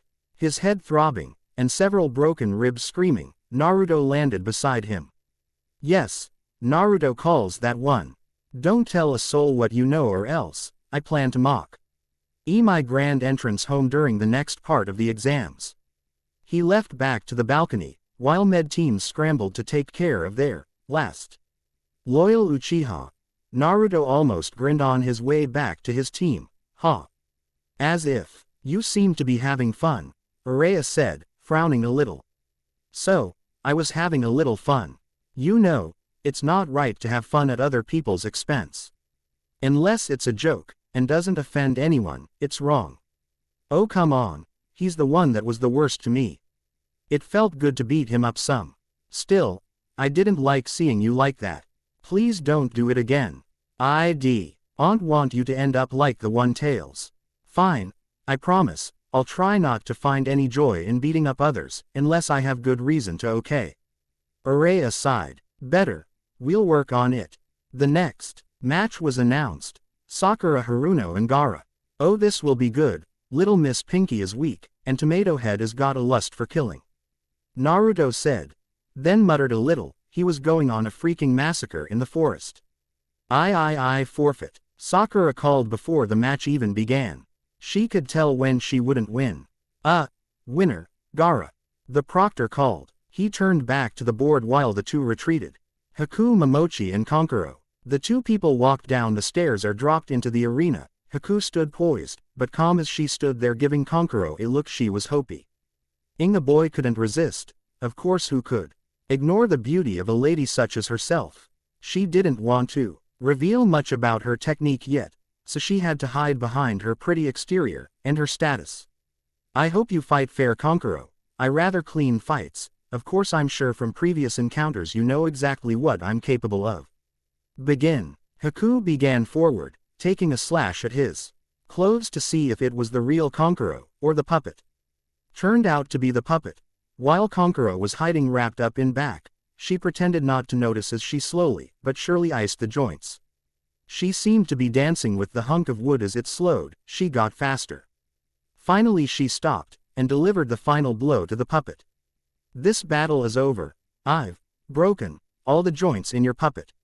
You are not a close-range fighter, so I would suggest you go ahead and forfeit the match, before I hurt you, she said, leveling a gaze at him that could probably break steel.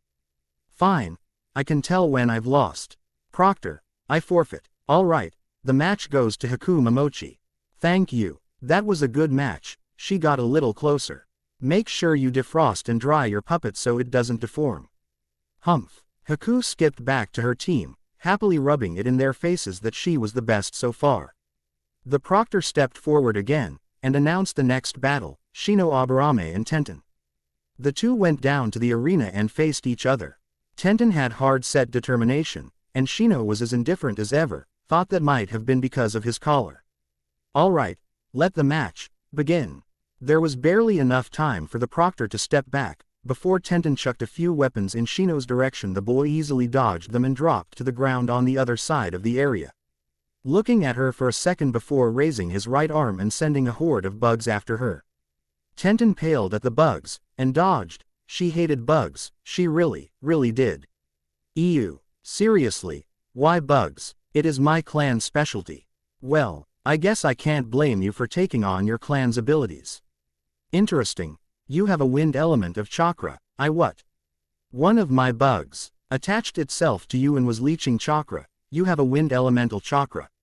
That's creepy, she said, pulling out a scroll. Opening it, she released all the weapons inside, using them to try and impale Shino. The boy dodged, giving her a look, as he had most of his bugs returned to him after several deaths. You're very good with those weapons. It's unfortunate that you're a long-range fighter. As I am. This could go on for days, but I think that after a while one of us will have to give up. It's only natural to become bored or impatient, he said unemotionally, his eyes slowly moving behind his glasses as he watched the weapons fly at him. 10 minutes later, Tenten nearly screamed in frustration. Shino and she had both been dodging each other's attacks very well, and as he'd said before, this could go on forever. It seemed to be true. Unless, an evil grin crossed her face. Hey Shino, how long can you keep this up anyways? She asked. At least several more hours. She reached into one of her pouches and pulled out bug spray. Shino seemed slightly surprised, and moved away from here about 5 more feet. Aha, I was right. Bug spray would work on you. Proctor, I forfeit. Is team. And Tenten cackled evilly as went back, slightly irking Neji, and freaking Lee, and Guy out. Why do I get all the weird teammates? Neji thought. The next battle will be Hinata Hyuga, and Kabuto Yakushi. This was probably one of the quickest battles, since they were matched for speed, but Kabuto was able to cut several muscles, and the match was called in his favor, despite the fact that Hinata did her best efforts. Next was Kiba Inuzuka vs Rock Lee. I hope you are ready, Lee said, getting into a fighting stance. Kiba and Akamaru did the same. Begin. The three started moving instantly. Lee was moving behind, while Kiba was turning to block him. The boy put up an arm, and attempted to catch Lee's leg. But to the surprise of all but a few, there was a sickening crack from Kiba's arm as he pulled away, cursing horribly. Akamaru growled, and checked on his master. Kiba shook it off, despite his arm almost certainly being broken, and charged with a note to himself never to get near Lee's legs. That of course was impossible, as Lee usually used his legs for attacks, and Kiba was taken off his feet, and down within 10 minutes, despite Kiba and Akamaru's best efforts. Rock Lee is the winner. And the next match is Kinsuchi vs Choji Akamichi. The two entered the arena and stood face to face. Begin. This battle didn't start so fast as the others. Kin and Choji were both fairly good at calculating their enemies, and so they were both measuring each other up, based on what little they could tell from outward appearance. Well, if there's one thing I can tell from appearances, it's that you're fat. What did you just call me? What are you going to do about it, fatty? 5 minutes later, winner, Choji Akamichi. The last match will be Tamari vs Ino Yamanaka. You better get ready, girly. I'm going whip that pretty little butt of yours into shape. A few minutes later, and Tamari had soundly beaten Ino, as the girl was sprawled out on the floor, bleeding. And probably unconscious if the crack from when her head hit the ground was any indication. The proctor took a few steps forward. Tamari is the winner. Now we will show you the matches for the final round. Shikamaru Nara vs Kabuto Yakushi, Tamari vs Akaru Ikimishi, Hakumamochi vs Tenten, Gara vs Rock Lee, and Neji Hyuga vs Choji Akamichi. We will have the final round in 1 month. Use the time to train. The proctor disappeared in a cloud of smoke, and the genin all filed out of the tower, and to their hotels, and a nice long sleep. Jiraiya sat waiting in Hiruzen's office. He had some idea of where his sensei was, but wasn't exactly sure, so he decided to take up residence on his spinning chair, rubbing his eyes as he slowly drifted off to sleep. But he was pulled harsh. Lee from his dreams as the office door slammed open and Hiruzen walked in, with the elders behind him. It seemed to the Toad Sage that they were fighting over something. Finally, after about 3 minutes more, they finished their argument for the moment, and the elders left, leaving the poor old Hokage alone. Well, he wasn't alone, but it was quiet. Finally Jiraiya was awake enough to string a sentence together. Hey sensei. Hello Jiraiya, I'm probably taking you chair up, aren't I? Yes you are, and I'm going to make a wild assumption that you want it back. You'd be right in the assumption. Jiraiya stood up and sat on the window sill. So, I'm going to ask again, you're sure Naruto is in the village? 90% positive. Great. Where is he in the village? He's on the sound team lead by Uraya Kimishi. Oh, that Junin with red hair, right. Yes, that would be her. Alright, so which of her team? We suspect Naruto to be the one. The door slammed open to a white Shikamaru, and a worried Hinata. We've got to talk, Shikamaru said, panting as though he'd run from the outskirts of the village. Can't this wait until I'm done? Hiruzen questioned. No, Hinata is the same subject as all of us, so we can all talk about it together. And that subject would be Jiraiya questioned, testing him. Naruto, come in, both of you, and close the doors. Shikamaru Hinata entered himself and shut the doors. Why don't you lock those as well? I'd rather not have someone barge in while we're in the middle of this conversation. Shikamaru locked the door, and sat down in the chair beside Hinata. Can you shut and lock and put the blinds over the windows as well? Just in case, Shikamaru said, not regaining any color despite being in the old Hokage's inviting and safe-feeling office. What is this you're saying about Naruto? Hiruzen asked softly. Hinata, you go first.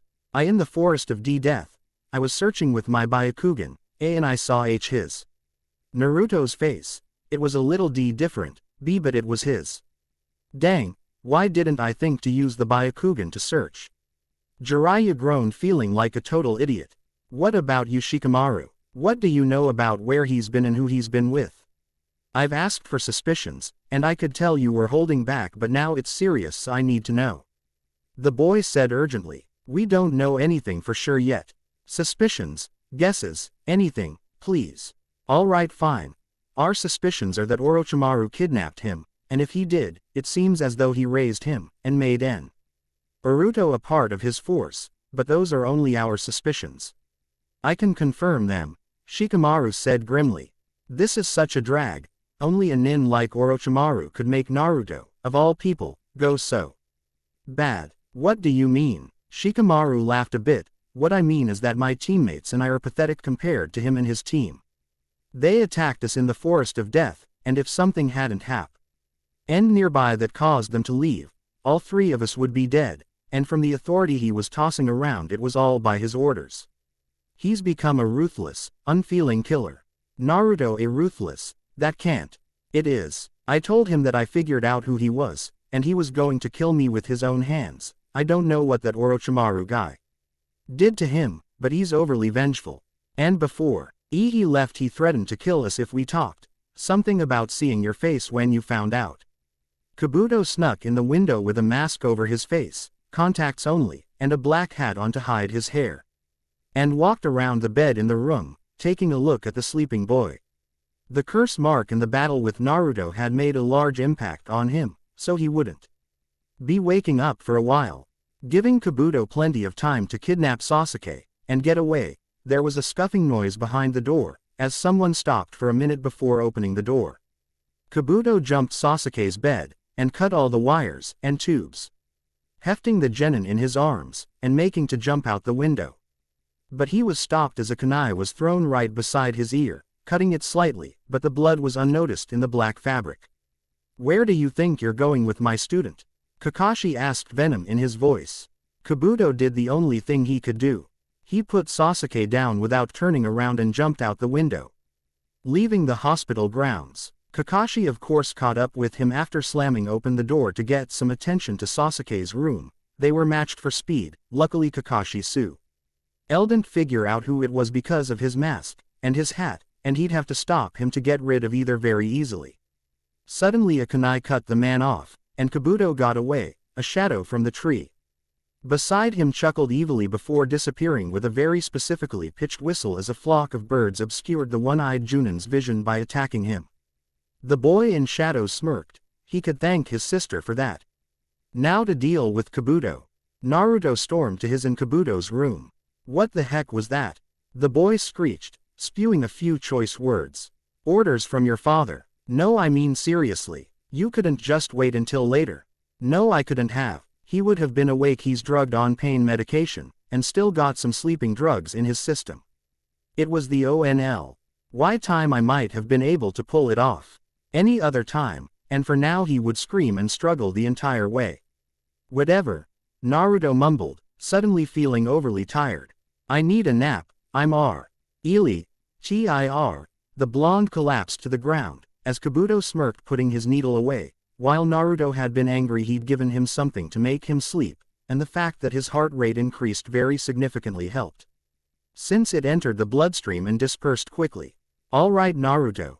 Now to fix that seal I put on your memories. I can't have you having a relapse, can I, Lord? Or Akimaru would have my head, and I've managed to keep it this long, Kabuto said, lifting the pale boy, removing his cape and mask, and laying him on the bed. He then put his hand to Naruto's forehead, and channeled chakra, slowly fixing the strength of the seal he'd done several years ago. Jiraiya sat on the roof outside of Kabuto and Naruto's room, listening, and even stealing a glance at his godson. That was definitely Naruto. He had no doubt in his mind as he heard and saw him, and considering what that Kabuto kid had said, there was a seal on his memories, well, that explained his behavior. The next couple weeks passed quickly, and with little to no incident. Kabuto could tell that the seal he'd placed was back up to full strength, and the team was now training often, having to be called several times to get back to the hotel for meals and sleep. They were getting significantly stronger. Haku was working on making her ice techniques stronger, and a new technique that would make the invasion easier. Naruto as well was working on a technique. The one he'd used on Sasuke was incomplete, and he wanted to finish it and have it for the final round and invasion. While Kabuto was working on channeling chakra deeper into the muscles since he could only get several inches, Naruto had become his involuntary test subject. He of course healed it later, but now the blonde flinched. He never Kabuto mentioned the incident or got near him with a hand.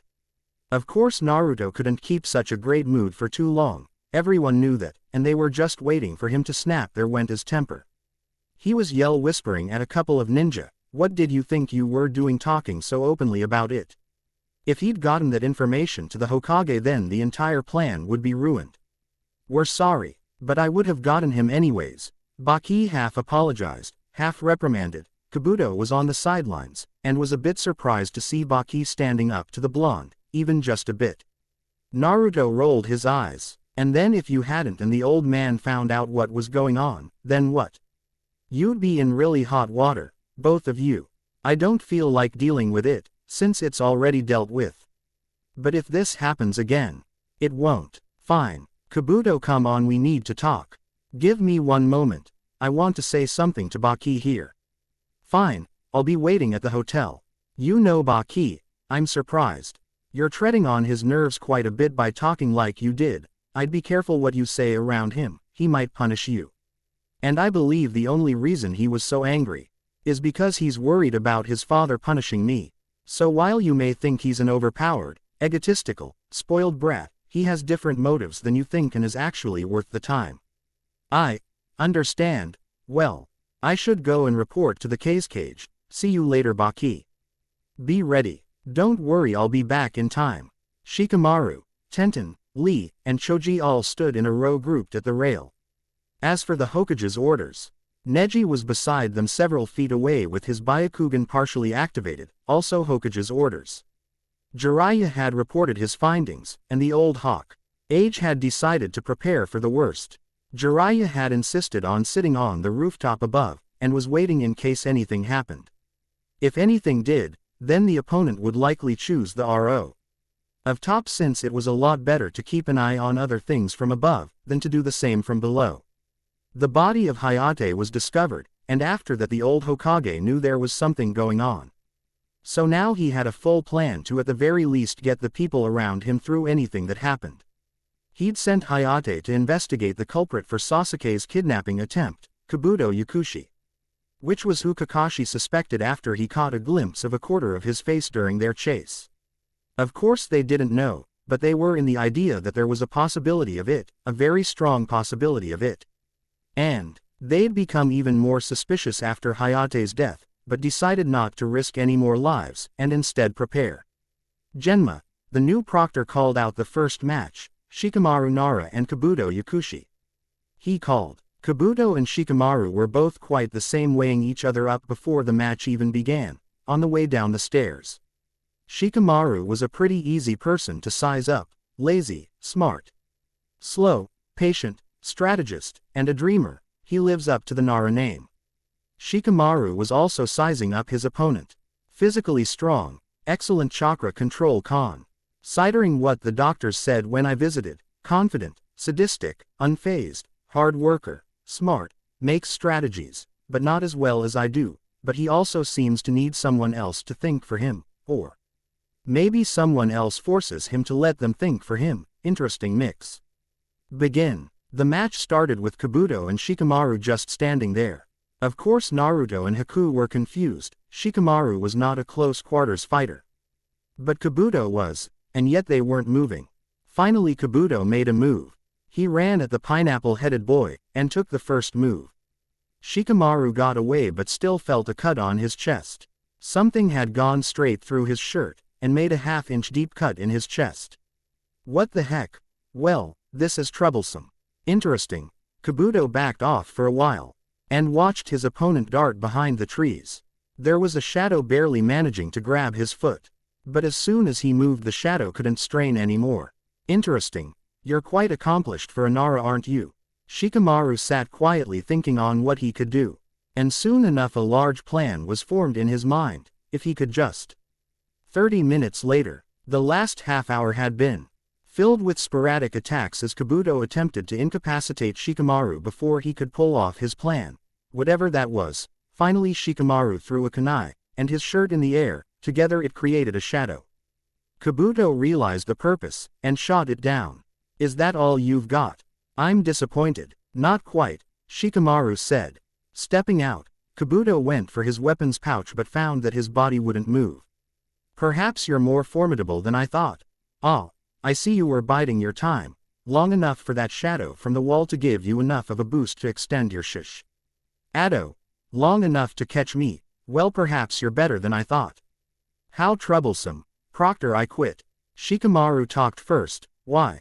Genma asked. Ino was less civil. What the heck? You idiot. Why the heck are you quitting? Shikamaru, when I get my hands on you.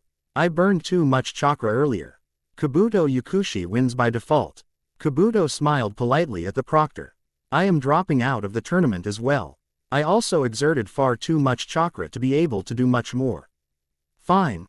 Go on then. Back to your team. If you don't mind, I would like to go and sit with my sensei. Ma thought on it for a couple minutes while the damage Kabuto had done to the arena fixed itself. Fine. Thank you. The next match will be between Tamari and Akaru Ikimashi. Tamari dropped down from the balcony. And Naruto dropped as well, only slower from some sort of wind chakra pushing up against him. They stood at ready while Genma, knowing that this would be a destructive fight, saw. Begin. Tamari was mostly a long-range fighter, but she had some skills with close range. She had to be able to take care of herself. Naruto was a close-range fighter for the most part, using that to his advantage by sneaking snakes out, and depending on who he's fighting will either knock out with a sedative or poison them. Naruto ran forward at blinding speed, giving Tamari a run for her money. Just trying to keep her eye on him. He stopped in front of her dropping smoke pellets, and grinned happily, summoning a small snake that could go up his sleeve. He also gave her one. They were going to be their walkie-talkies during the invasion.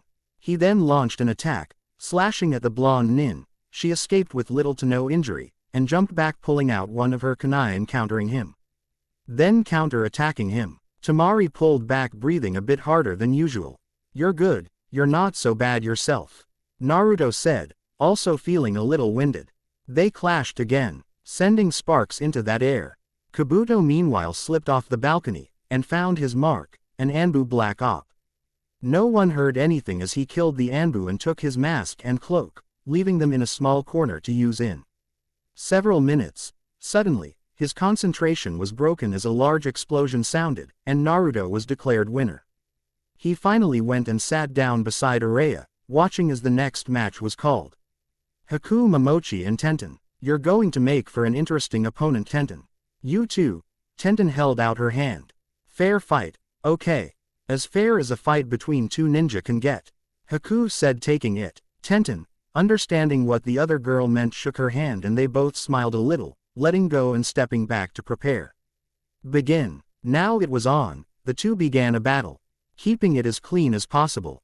Of course it was a battle of two kunoichi, so it was bound to dirty up a little. By the end Haku was stuck in a trap of weapons, and Ten had her fingers frozen to her weapons.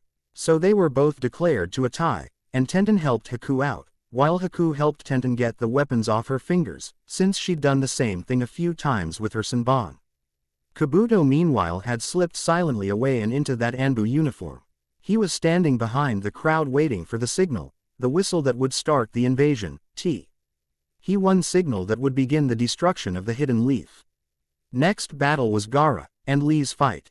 Not even going to detail this one at all, it would take about 5,000 words, and I don't feel like it. So yay. They were battling hard, Lee got a hard hit on him, and Gaara went into his sand ball to transform against the plan. Naruto's eyes hardened as he watched. Dang it, what the heck is he doing? Well, forget plans, invasion starts now. The blonde stepped onto the rail and whistled, enhancing the sound with chakra. Suddenly everything became chaos. Kabuto meanwhile had slipped silently away and into that Anbu uniform. He was standing behind the crowd waiting for the signal, the whistle that would start the invasion, the one signal that would begin the destruction of the hidden leaf. Next battle was Gaara and Lee's fight. Not even going to detail this one at all, it would take about 5,000 words, and I don't feel like it, so yay. They were battling hard, Lee got a hard hit on him. And Gaara went into his sand ball to transform against the plan. Naruto's eyes hardened as he watched. Dang it, what the heck is he doing?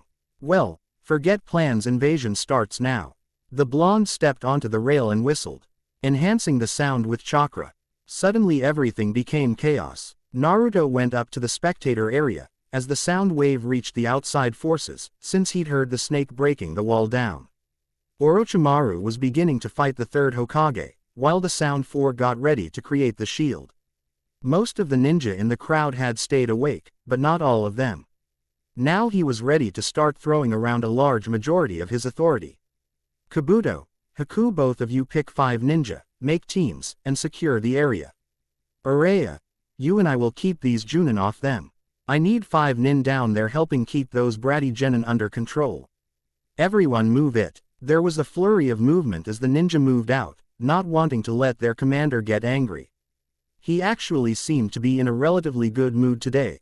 Kakashi meanwhile was sure now that it was Naruto, Asuma as well, since Naruto had often been around his house when he was younger, and his father's office.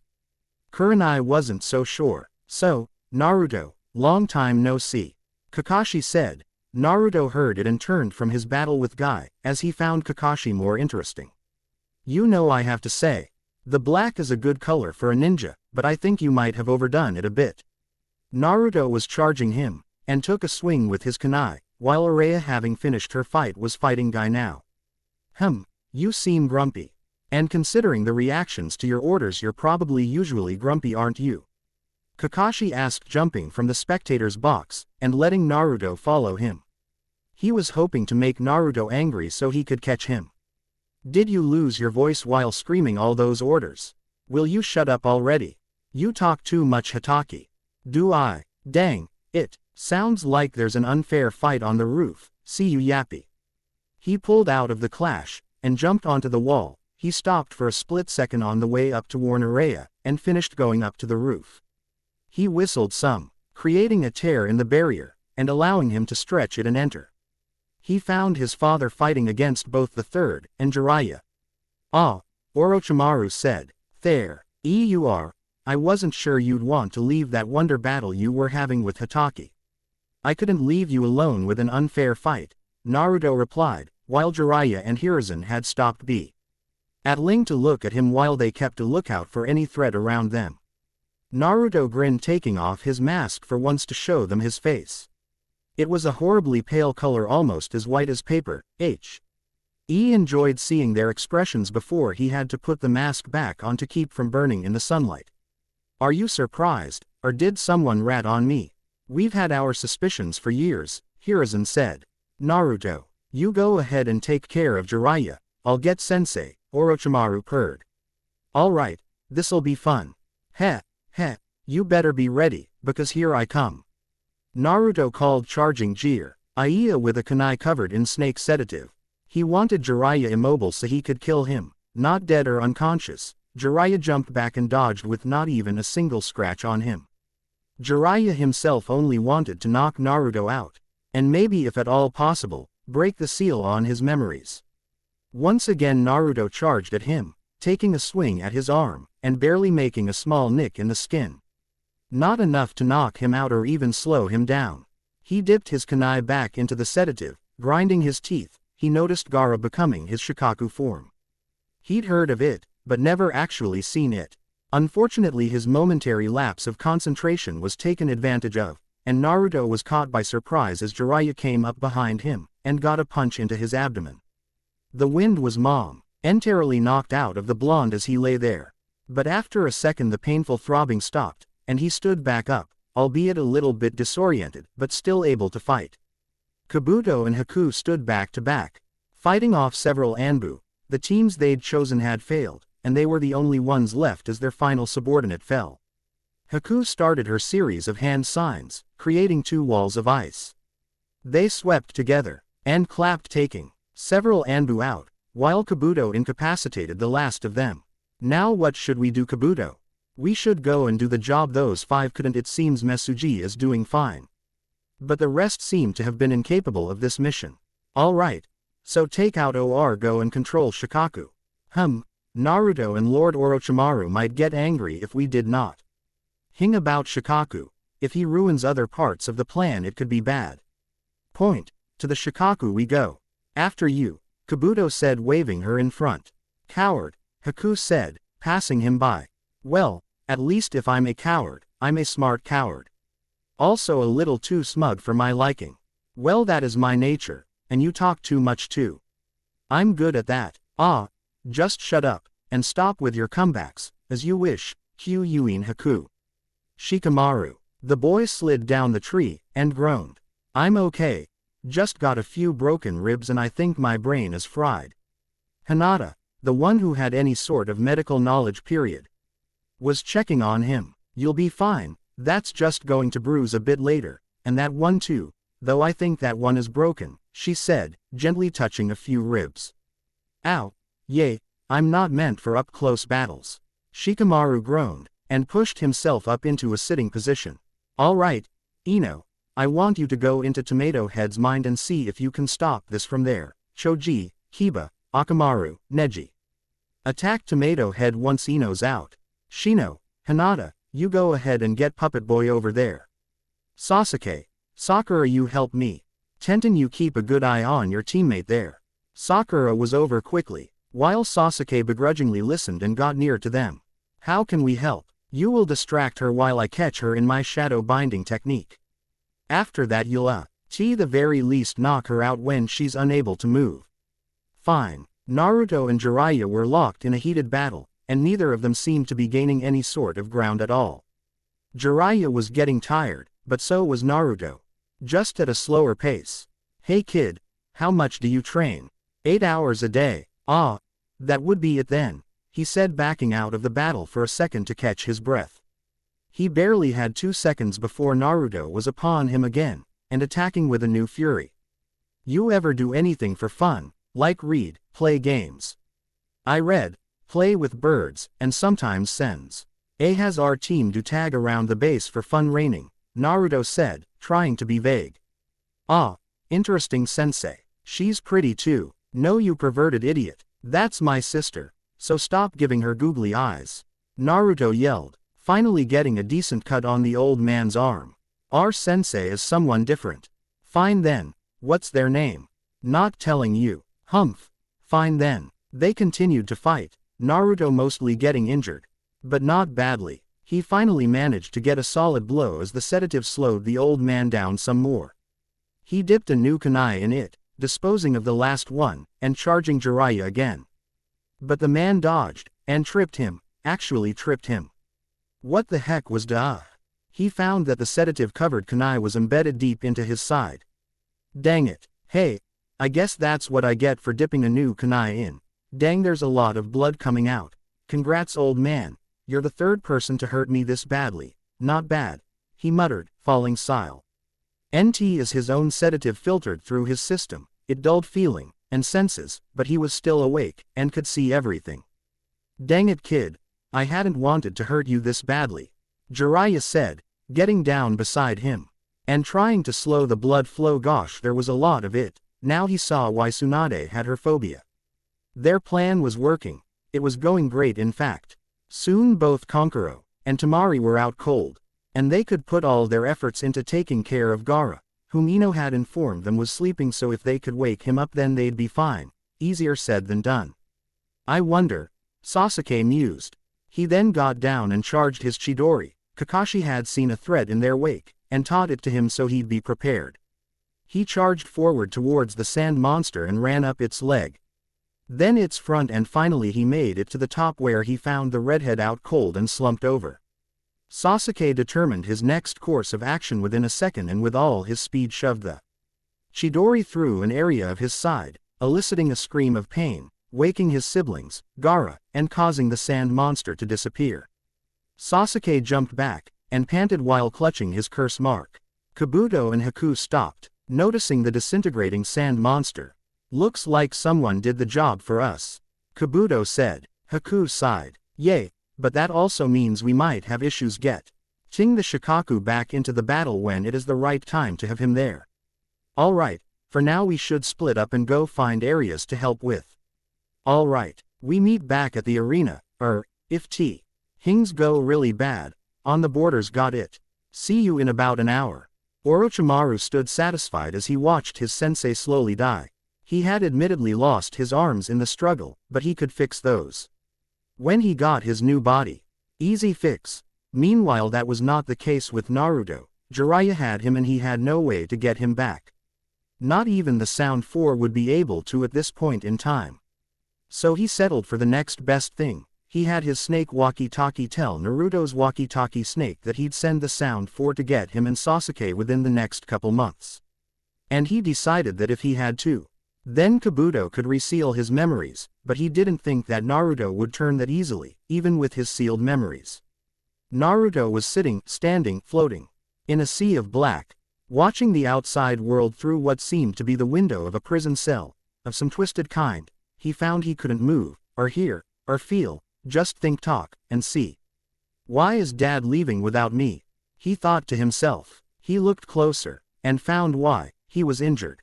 Naruto knew the plans, and knew enough of them to assume that when he got Sasuke, he'd have him rescued and that there would be nothing to worry about.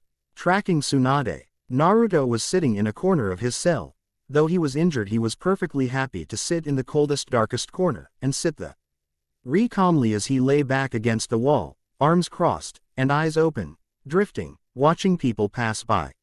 He sat there in complete silence, not even flinching when Shikamaru or Jiraiya came by and just stood there watching him.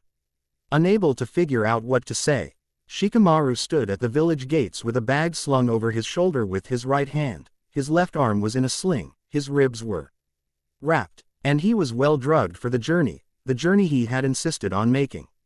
Of course, Choji was his best friend, and refused to let him go off alone like that. Besides, he had to make sure that Shikamaru didn't get hurt worse, and had his pain meds on time, especially with all the walking they had ahead. The boy just sighed standing there. Right now the meds were in full swing, so he was feeling good, but he was worried if they didn't leave soon he wouldn't make it to the next town. "Hey Shikamaru," Choji called, walking up to him. The other boy also had a pack, except his was sitting on both his shoulders. "Would you like me to take your pack?"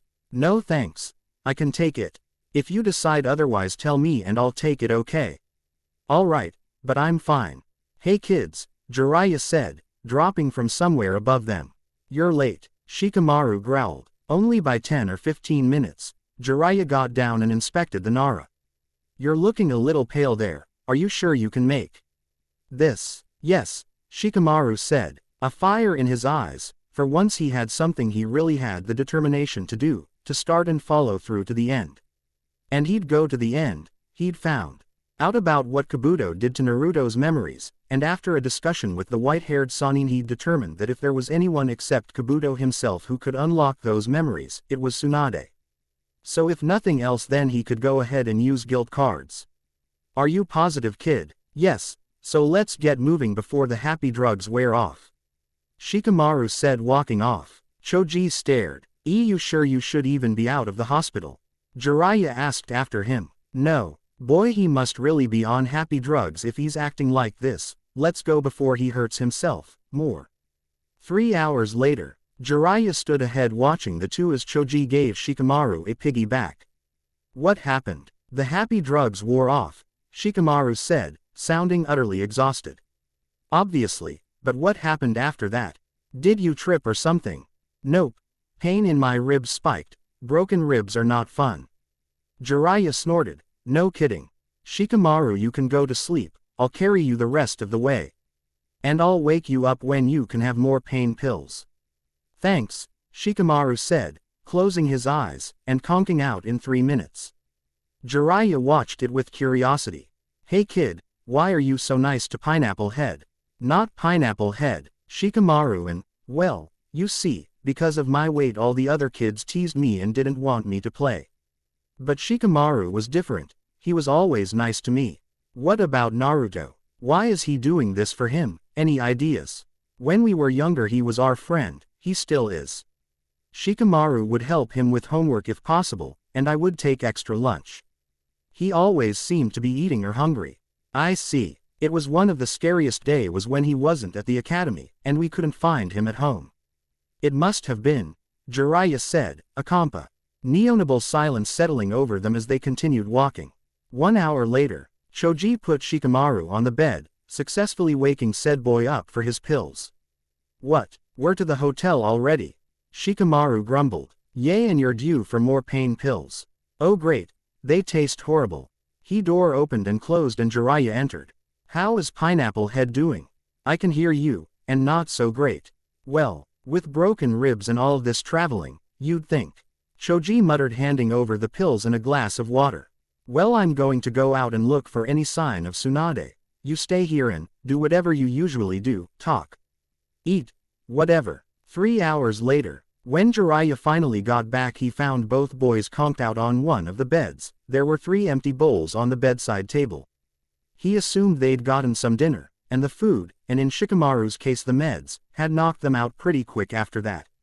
He snuck to his own bed and collapsed into it sighing. But at back up as there was movement and both boys sat up, obviously responding though unwillingly to the noise the Sannin had made. Back pretty late aren't you?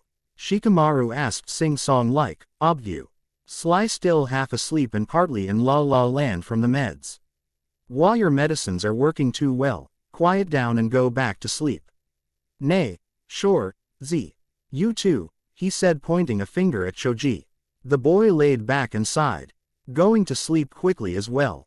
Peace and quiet. The next day they were all up early, Shikamaru sitting around as he waited for his pills to work, and Choji getting breakfast while Jiraiya put everything away.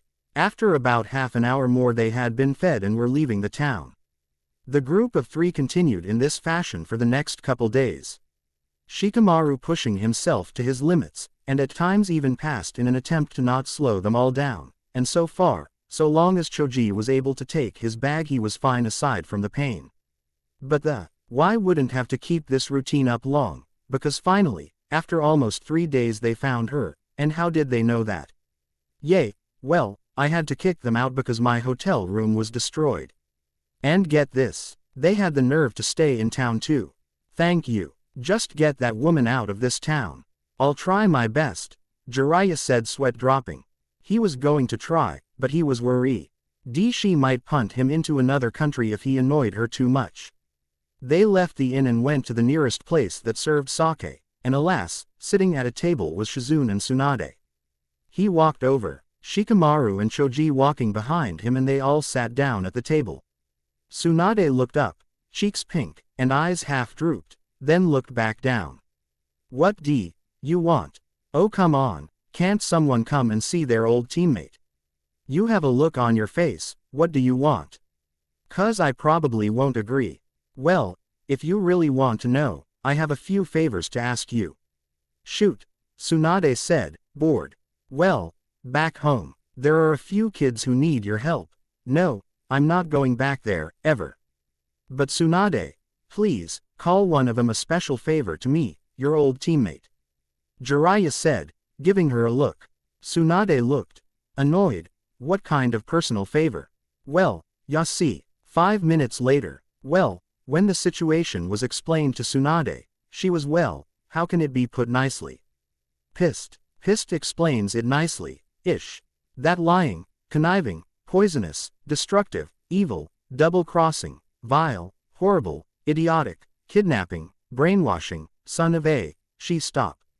Since she was in the presence of children, and instead punched a hole in the table.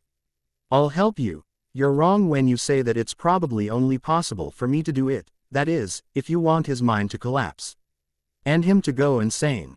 You made the right choice to find me for this, but I still need one more thing before I'll go back. And what would that be? Shikamaru asked. I've got to go tell Orochimaru off, she said, quite dramatically. There was a snore from the other side of the table and they found Shikamaru out cold chopsticks in hand, and meat on the end. That is the weirdest thing I've ever seen the kid do. Well, it is Shikamaru, he's done worse, Choji said. Though no one said anything, it was easy to tell they were all thinking the same thing. He's fallen asleep in worse places. I'm not going to ask.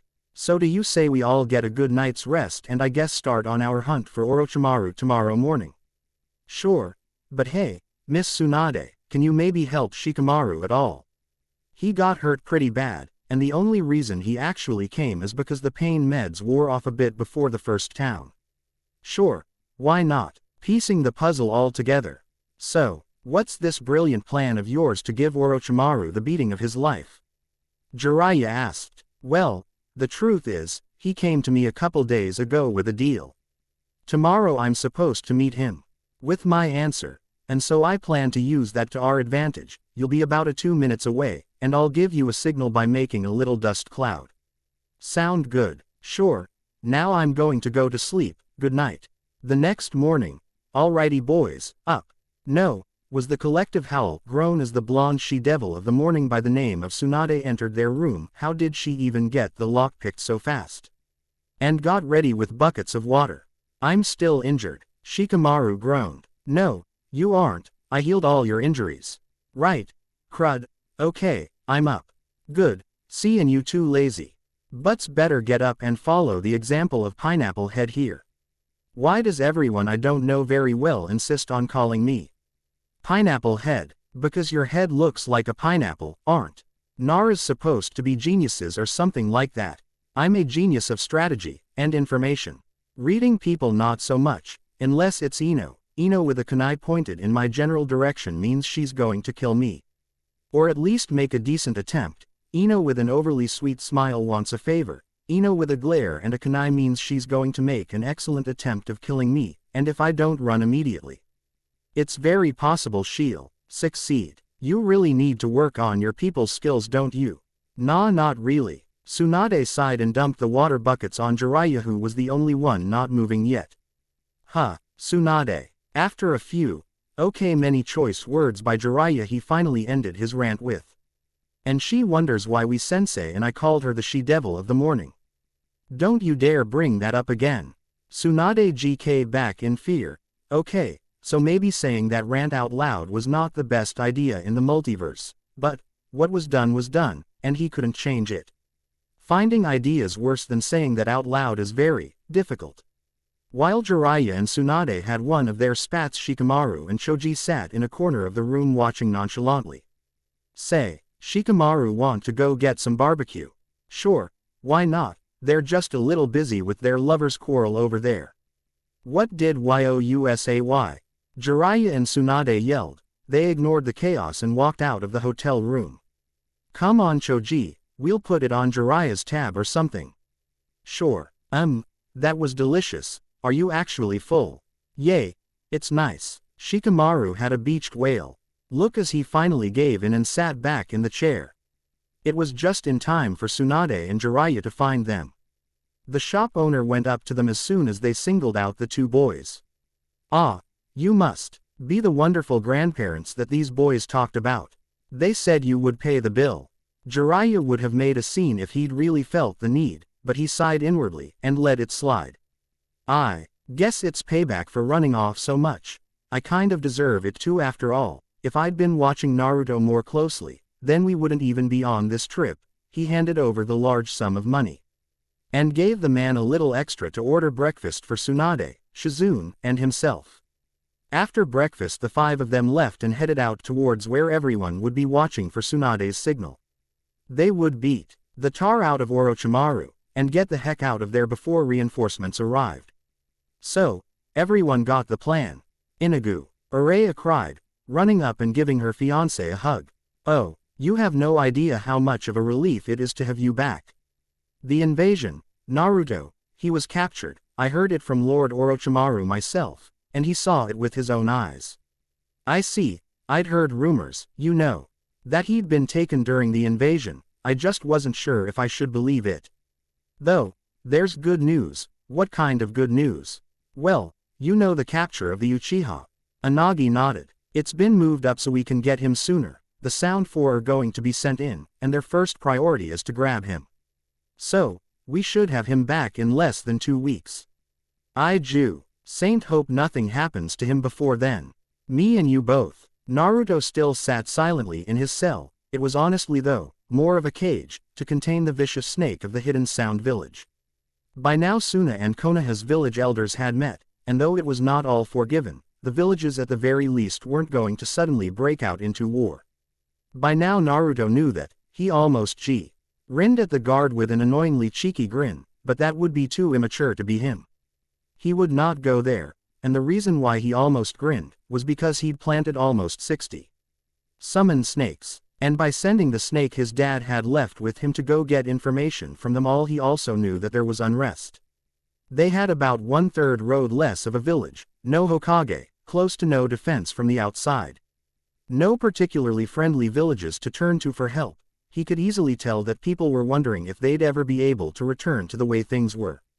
Of course Naruto wasn't sure. They might pick themselves up quickly, rebuild, get new graduates, a strong new Hokage, even an ally in Suna, but he was fairly sure it would take longer to accomplish all that than they had. He was pretty sure that in a couple 3 weeks everything would go great, but that was the problem, they only had so much time until their precious, last loyal Uchiha betrayed them, and was slipped out of the village right under their noses.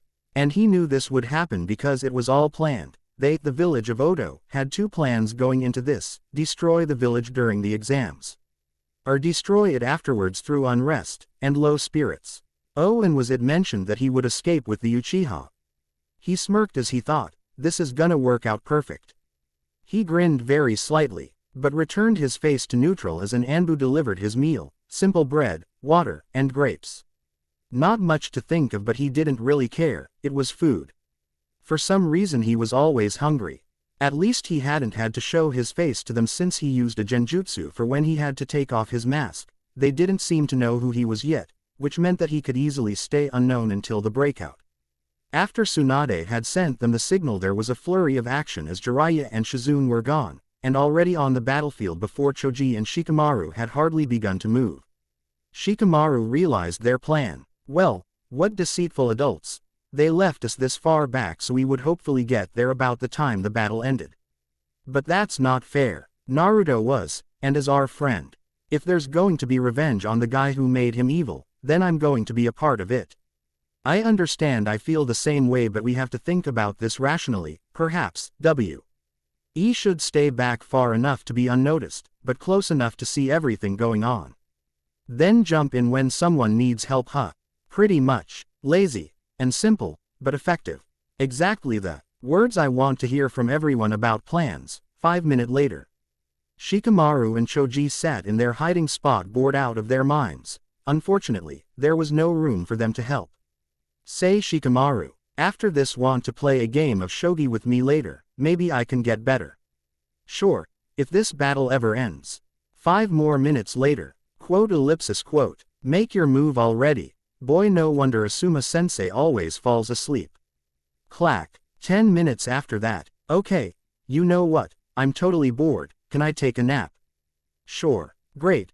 Wake me up if we're needed.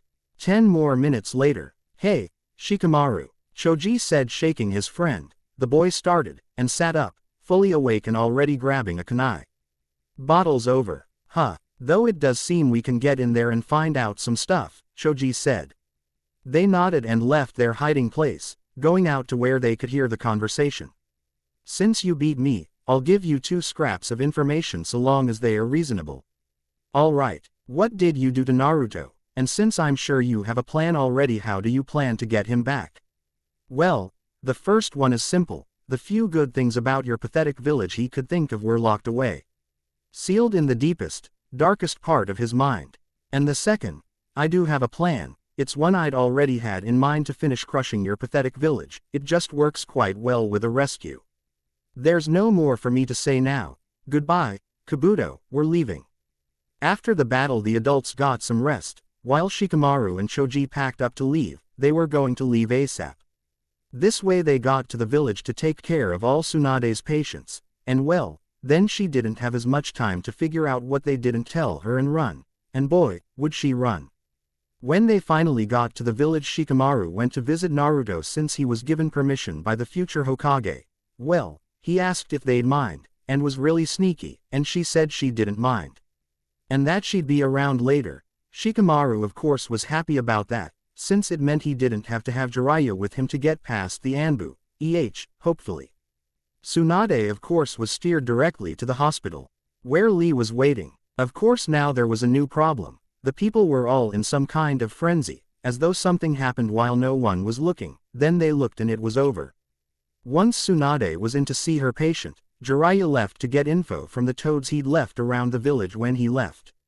Oh yay, you bet something happened. Yes, okay, well, I want to know what happened. Quote, oh, right, he said jumping up and down. Well, you see, there were these guys, and they came and he went that way, and I followed them because they looked really suspicious. So I followed them because they looked suspicious, and so the suspicious guys, they went around, and I was going to stop following them soon because they weren't seeming suspicious anymore. And they sat down for tea. And I decided well, nothing worth seeing here. But then Kakashi took an interest in them, and then Kakashi sent Kurenai and Asuma after them. And then there was a battle, and Guy even joined, and it was SSOOOOOOOO cool. But what happened after that? Well, you see, after that they just left. They were saying something about finding the 9 tails later, or something like that.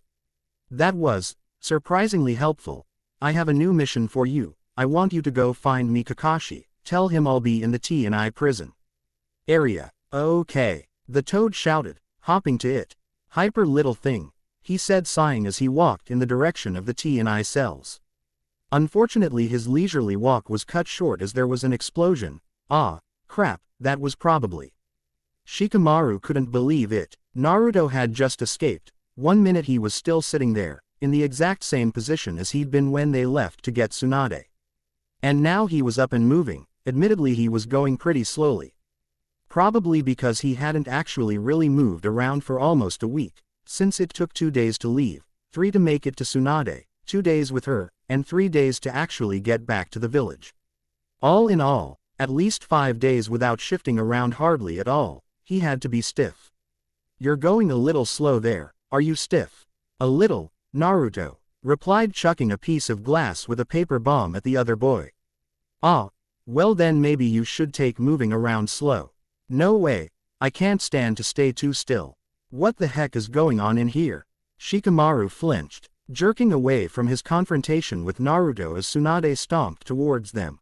Naruto even felt a slight shiver dance up and down his spine. I know who you are. Suddenly he burst out laughing. Ha ha.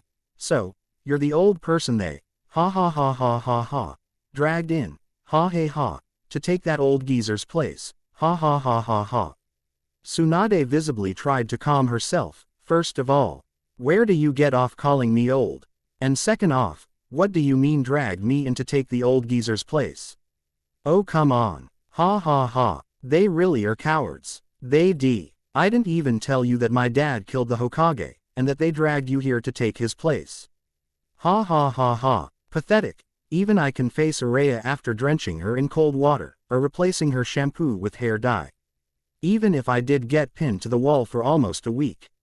He was barely standing as he was laughing hysterically, forgetting for a couple minutes that he was indeed a prisoner, and that Tsunade was fuming as she resisted the urge to turn on the Nara behind her. Finally she calmed down, and gave Naruto a very stern gaze. It bent the Naruto steel for a few seconds as he finished his laughing fit. And next thing he knew, Jiraiya and an Anbu were restraining him, and dragging him, kicking and yelling, to a more secure cell. Tsunade sighed in relief, but tensed up again. The mom and Jiraiya came back. The man saw it and got an, ooh crap, look on his face as she glared at him with a really evil and sadistic gleam in her eyes. She was taking pleasure in this, he was sure of it. Hey, what did you two talk about? He asked. Oh, I don't know how you got me here to take care of patients, when the real goal was to make me Hokage. Nothing much. Look, Tsunade, just calm down, okay? We had to get you here. Somehow, Konoha needs a strong new Hokage, and I can't, I have other obligations. And the elders can't, they're too stuck up. If you don't take it, who knows what the village will become.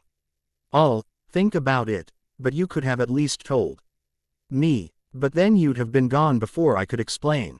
You're probably right, she sighed, thinking on her brother and lover. I'll do it. I owe at least that much to those two, for even considering, she bit her lip. I need to have the kid sedated if I'm going to restore his mind, and also, I want you to go to the hospital and tell the sensei of that kid, I think his name is Guy or something, that I might have an idea on how to fix the damage done to his student. She said, pointing at one of the random Anbu in the room. The Anbu looked a little uncertain before realizing that she had a right to throw orders around, and he gave her a salute, then left with a, yes ma'am. But Tsunade, what about? I'll do what I have to do.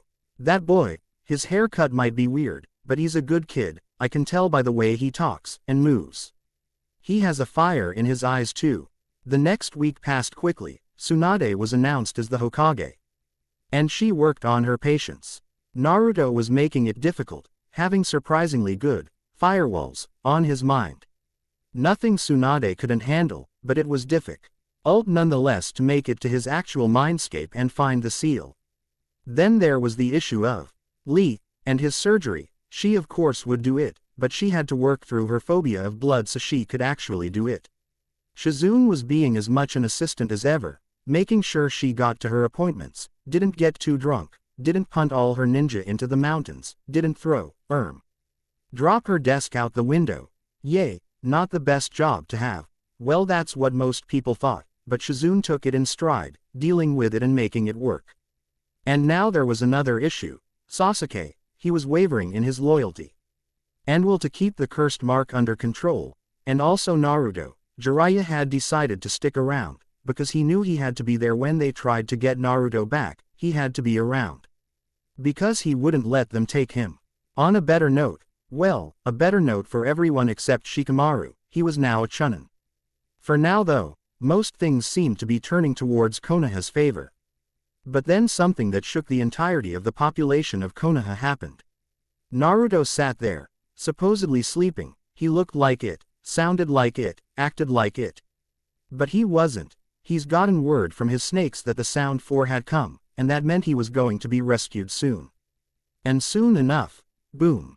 The door flew back, partially melted, and a large amount of the wall around it either dripped or crumbled to the ground. Naruto stood up, a nasty look in his eyes as he grinned outright. Finally he was getting rescued from this stupid prison. The Anbu, who were unable to recover in time, were downed in a matter of 15 seconds, and the lock was picked and the door opened. Naruto stepped out in his full black glory as fresh air from the hole in the wall crept through the room sluggishly. All right, so next we get my weapons and poisons, Sasuke, and then we get out of here. Yes sir, they said, leaving with him. Sasuke sat silently, in the moonlight determining his options. Finally he relented, and packed a bag, heading for the gate. Just at that moment he found himself pausing to watch the smoke trail up. There had been an explosion of some type. But he stopped his eyes from watching any longer as his mind went back to his original task, joining Orochimaru, and getting more power. He went to the gate, managing to avoid Sakura. He didn't want to talk to her at all. He had never liked her. She was annoying, and loud, and all she did was say his name all the time. He waited outside the village, and watched it carefully. Finally the one person he wasn't expecting showed up. Naruto. Naruto and the Sound 4 had made it about halfway to the gates when they were cut off by a hastily thrown together team, commanded by Shikamaru. It had Shikamaru, Shino, Choji, and Tenten. Ooh, a few genin. Oh, and Chunin are going to take out the Sound 4. Humph, how stupid do you get? Not very, considering we just want you. Sorry, but you can't have him. Lord Oroha's son intact. Though it's very unfortunate. that you heartless Konoha shinobi killed him, and we were too late. Lady Kimashi will be very sad, especially after just getting her fiancé back. Kitamura said, already moving. There were, from a couple of the Konoha shinobi, but Naruto was already away from them and wedged between two parties that wanted him either captured or killed. He nearly sighed in relief when Sakin and Uken moved and Jirobu was off the rooftop, and on the ground. I thought we all agreed. Though I may agree he throws far too much power and authority around, and as a bratty child, I will not kill Lord Orochimaru's son. I am not as traitorous as that. So, that's how it is. I've had my suspicions, but that you'd actually attempt to first threaten and then kill me, that is admittedly impressive, but it's stupid. Besides, can't let my sister find out I'm dead, 'cause I won't be. Trust me when I warn you they've only gotten more powerful since last time. True, but you've never been able to beat us on your own before. Maybe not, but if I go down, you're at least going down with me, you dirty, gullible traitors. He said, then whistled. On the highest notes barring one that he skipped, there was an explosion on each of their backs just a little bit apart as explosive tags that he'd planted earlier exploded. He sent a kunai, killing one. The other two he cut with poison kunai, all the while avoiding the Konoha ninja and getting ready to escape. It's not possible. You've never beaten us on your own before. Chiyuya said slowly, I've never faced you without Sakin and Uken before, and I had explosive tags planted on you, so I had the upper hand. Naruto said, taking out the antidote while aforementioned ally held off the genin. So, tell me, is anyone else in on it? If you do and you're truthful, I'll give this to you and we can tweak the story a little, saying that one or two of them tried to kill me and you helped me dispose of them, or I can leave you to die. Chiyuya seemed to think for a few seconds until the poison made her jolt in pain. No one else was in on it, they weren't.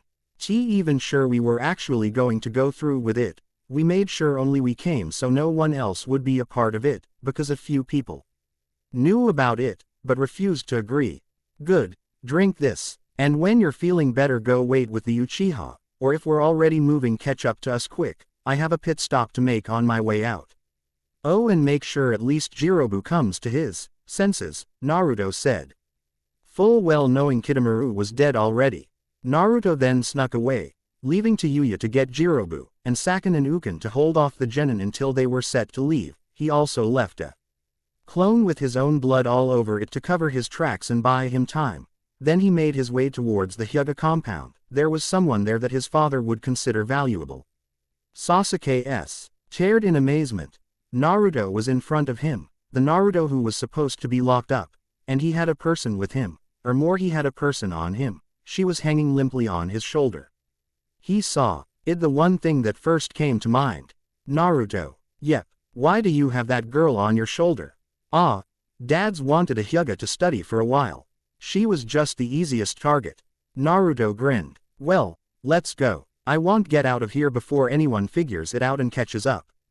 Sasuke said. Good, you might not be half bad as an Oto nin after all, Naruto said mid-jump. What did you just? Better keep up, Uchiha. I'm fast, even with my baggage. Sasuke growled and followed the slightly younger ninja. They went through the forest and stopped about 5 minutes away. Uraya, Haku, Zabuza, and Inoue waited halfway to the border. They would have waited just outside the village, but they decided it was more effective to wait nearer to the border so nothing could actually be easily pinned on the hidden sound village.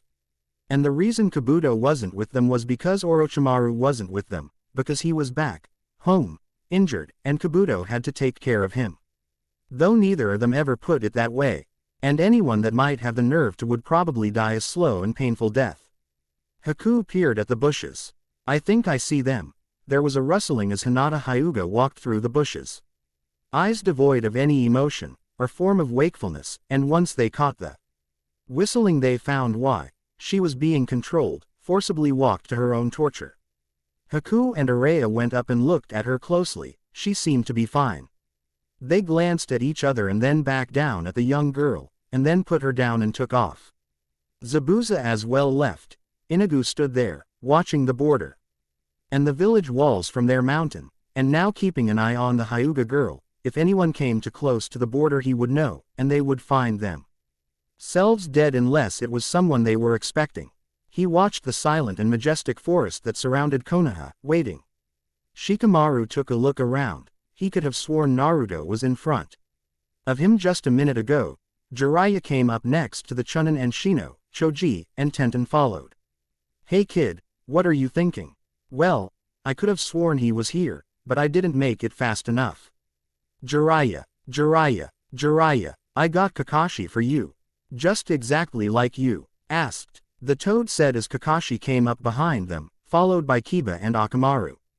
"I thought Kiba would be a help, so having tracking problems." "Yes, can you summon a few dogs and have them scout the area?" Jiraiya asked. "Sure." Kakashi did the necessary hand signs and summoned his dogs. Pakun looked up at him. "What's up, Kakashi? I need you to track a scent." "Who is it?" Kakashi took a moment to think. "Well, if I would have to start somewhere, you should perhaps find the smell of snakes, and head after that." "I know that he was heading northwest," Shikamaru said. He was being quite serious at this time and his voice was different, more of an, "I don't want to keep sitting around," kind of voice. "Ha." K-kun nodded and the group of dogs sniffed around for about 30 seconds before finally catching a scent. One of the dogs reported to Pakun and the smaller dog sniffed a bit to confirm something. He turned to them with a grim face. "Found it, but none of you are going to like this. Sasuke is with him, and that's not the only person." Kakashi clenched his fists. "Sasuke? Dang it, I warned him, that fool. Who else is with them?" Pakun had his eyes downcast. "I smelled Hinata Hyuga's scent." Kiba and Shino were not only bewildered, but outraged. Why would Hinata be around them? Kiba growled. Shino was thinking more calmly as a small group of bugs left his jacket and headed in the direction of the village. "We can't be sure yet," Tenten said. "Alright, how are we going to go about this?" Choji asked. Shikamaru stood from his previous position of crouching. "We'll follow them, and if anyone gets in our way we take them out. However, we can't let them get to the border, if I'm correct. Then they're going to the land of waterfalls. This means that should they pass the border we'll lose them for at least as long as it takes to get permission to enter the country." Shino stepped more towards the group, getting curious looks. "Hinata was kidnapped. I sent some bugs to investigate the compound. Apparently someone slipped in nearly undetected, and then summoned a large snake for the escape. I would assume Naruto is the one whom did so from the exit. They are still working on subduing the snake," he said calmly. Kiba lost his cool again. "How can you be so calm about this?" he yelled, grabbing Shino's collar. "One must think about things such as this with a level head. If you are unable to at least somewhat control your emotions, then you should go home and wait for us to deal with this," Shino said, still just as calmly. Tenten sighed. "He's right. I know that whenever I'm sparring and I'm angry I do things I don't mean to. I never would if I had fought with a level head." Kakashi sighed. "It's not only dangerous for the angry fighter, but also for their allies. If you want to stay you need to keep a level head. Otherwise you'll do more harm than good." Jiraiya as well joined. "Yay, and it's against the kid. He almost took me down in our fight. If it hadn't been for a 2-second slip of concentration, tripping him, and a poison kunai, I'm not sure if I would've won or not." "Alright," Kakashi said, "we should move out, otherwise we'll miss them entirely. However, I'm going to head back to the village and ask Lady Tsunade about permission to enter Waterfall Country. But I'll leave my dogs here to lead you to our targets and rejoin you as soon as I can." They all took off in their respective directions, heading to one place or another. Naruto stopped beside Sasuke and sat down, regaining oxygen into his system after whistling for almost 10 minutes. He knew that the time before they left meant they'd been going for several hours, and it had to be getting near 4 in the morning. Sasuke looked up and was curious about something. "How did you make her walk with that whistling?" "I used a special tag, activated it with a sound jutsu. Although it's very difficult if someone is awake." Naruto grunted, starting to get into a bad mood. "Our reinforcements should be here soon." There was the sound of a bird tweeting and Sasuke was almost confused as Naruto answered. At which point the other whistle answered. This continued for about a minute until 3 people dropped down and Araya finished her bird tweet, a grin spreading on her face. "Naruto," she said, hugging him when he jumped up. Sasuke stood up and waited. Hey, I wanna give him a hug too, Haku said, joining in. They embraced for a couple minutes before pulling back. Araya gave him a look that made Naruto wonder what he did this time. You wouldn't believe how worried I was about you. No, I think I can. She clocked him on the head. No way, little brother. After a headlock, and Naruto somehow escaping said headlock, they set off, the Konoha shinobi drawing closer. They were going to continue heading towards the land of waterfalls, while Inugu would head directly to the land of sound. They didn't want to lose their precious cargo, or at least that was the original plan. Alright, let's head off to Inugu. We have to get situated. I think we need to move our formation a bit. Haku thought this over for a second. What about Sasuke's curse seal? We can leave it be until we're home. It would slow us down too much, and the only reason it would be useful at all is if we get held up and are unable to get away.